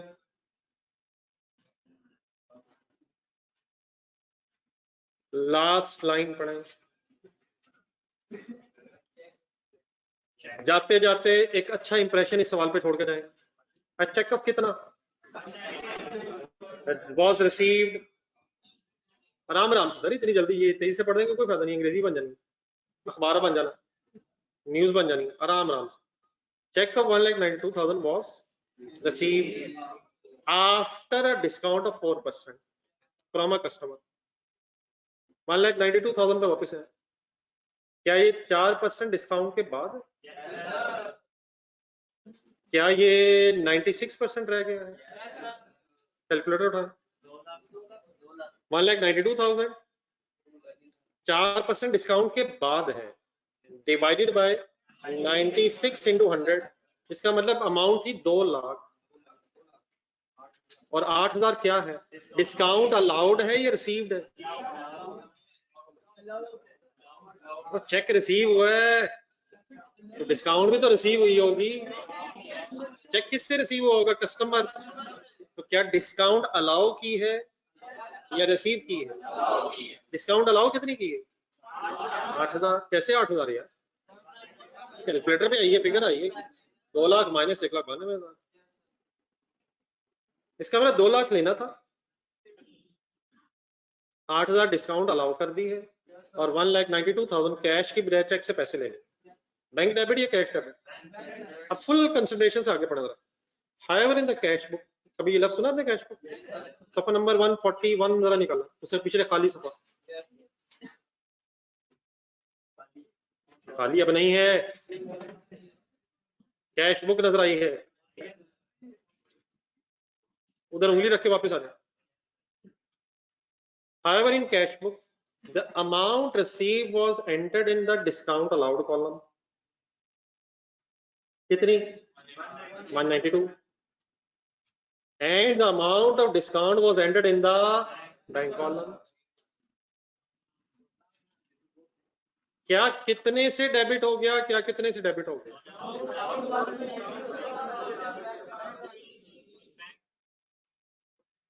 बैंक 8,000 से डेबिट हुआ और डिस्काउंट अलाउड 1,92,000 से डेबिट हो गई। क्या प्रॉब्लम डेबिट्स में है या क्रेडिट्स में है? पेज 141 वापस, किस तरफ कैश बुक में? डिस्काउंट अलाउड का कॉलम में 192 लिखा हुआ है, लिखना कितना था? 8 नहीं 8,000, वहां 8,000 की जगह डिस्काउंट के कॉलम 192 आ गया और बैंक के कॉलम में कितने की जगह कितना आ गया? तो डेबिट्स में गलती हुई है। क्या डिस्काउंट अलाउड ज्यादा डेबिट हो गई है और क्या बैंक कम डेबिट हुआ है? कैलकुलेटर उठा लें, डिस्काउंट अलाउड कितने से ज्यादा डेबिट हुई है? ना ना, कितने से ज्यादा? 8,000 पे तो डेबिट होना था ना यार, 184। डिस्काउंट अलाउड ज्यादा डेबिट हुई है 184 से, और डेटर कितने से ज्यादा डेबिट हुआ हुआ? कम डेबिट हुआ। बैंक डेबिट हुआ कितने से हुआ? 8,000, होना कितने से था? तो डेटर सॉरी बैंक कितने से ज्यादा कम डेबिट हुआ हुआ? तो 184 की किसान सी एंट्री क्या बनी? Bank debit discount allowed credit, entry इंशाल्लाह हो जाएगी। दोबारा सेंटेंस पढ़ेंगे अंग्रेजी का। डिस्काउंट अलाउड थी कितनी और बैंक में पैसे आए कितने हैं? 192 आए इतने हैं। आप जैसे नौजवान होते तो पेज नंबर 141 के पीछे चले जाए, आप डिस्काउंट अलाउड के कॉलम में लिखते 8,000 और बैंक के कॉलम में लिखते 192 डेबिट साइड पे। लेकिन शायद आप जैसे कि मेरे जैसा अकाउंटेंट था और ध्यान सारा मोबाइल पे था और उधर की बजाय उधर हो गया, इधर की बजाय इधर हो गया, किधर की बजाय किधर हो गया, किधर की बजाय किधर हो गया। इसका इफेक्ट फिर क्या हुआ? डिस्काउंट अलाउड 184 से ज्यादा डेबिट है और बैंक जो है 184 से कम डेबिट है। देयरफॉर आप नौजवान अब इस गलती को कैसे ठीक कर देंगे? आप बैंक डेबिट कर देंगे और डिस्काउंट अलाउड को क्रेडिट कर देंगे। कितने से? 184 तक कैसे पहुंचे हम? 192 माइनस 8, 31 दिसंबर 2017,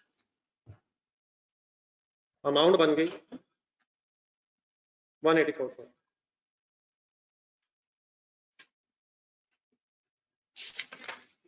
आई होप कि कोई इतनी इशू भी नहीं है। जाते जाते एक आखिरी सही फैसला करके जाइएगा। डिस्काउंट अलाउड क्रेडिट हो रही है, बढ़ रही कम हो रही? डिस्काउंट अलाउड बढ़ रही है कम हो रही है? कम हो रही है। प्रॉफिट एंड लॉस स्टेटमेंट जेल में लाया, प्रॉफिट एंड लॉस स्टेटमेंट में ये डिस्काउंट अलाउड होती कहाँ है? ना ना ना, सेल में से लेस होती है। तो डिस्काउंट अलाउड क्रेडिट होने से डिस्काउंट अलाउड कम हो के सेल बढ़ के प्रॉफिट बढ़ जाएगा। पता नहीं क्या हो जाएगा। इंशाल्लाह ये बहस कल दोबारा यहीं से शुरू करेंगे। घर के लिए काइंडली मेरे अज्यूम्ड है कि आपने कैश फ्लो का सवाल किया हुआ है और आप मुझे पेज देना चाह रहे हैं, तो मैं अभी ले लेता हूँ। घर के लिए एक दिन का जरा कैश फ्लो को ब्रेक लगाएं। इनकम एंड एक्सपेंडिचर का एक सवाल लिखें। मॉडर्ना एक किया था यार, जिसमें बाय फायर कुछ रिकॉर्ड जल गए थे। सफा नंबर ढूंढ के बता दो, ये कंपलसरी है रिवाइज करना। जरा पेज नंबर ट्रांसफर करो, मेरे ख्याल 90s में कहीं था पीछे।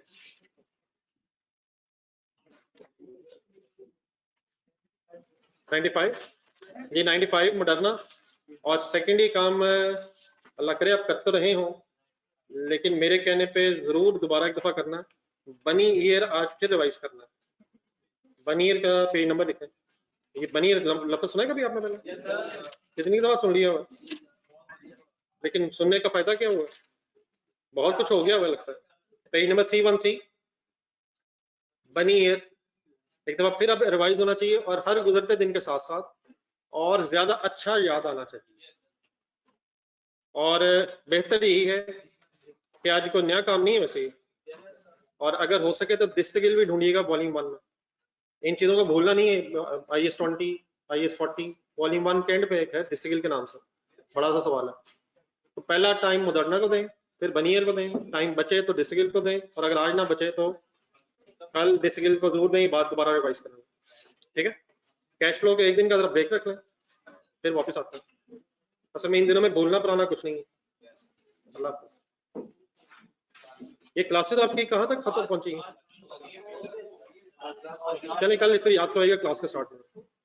ये काइंडली जरा पेज मुबीन आप तक कलेक्ट कर लो, ये पेजेस मुबीन को दे दें सामने। मुबीन इस फ्रंट आपके पीछे पीछे आ रहा है।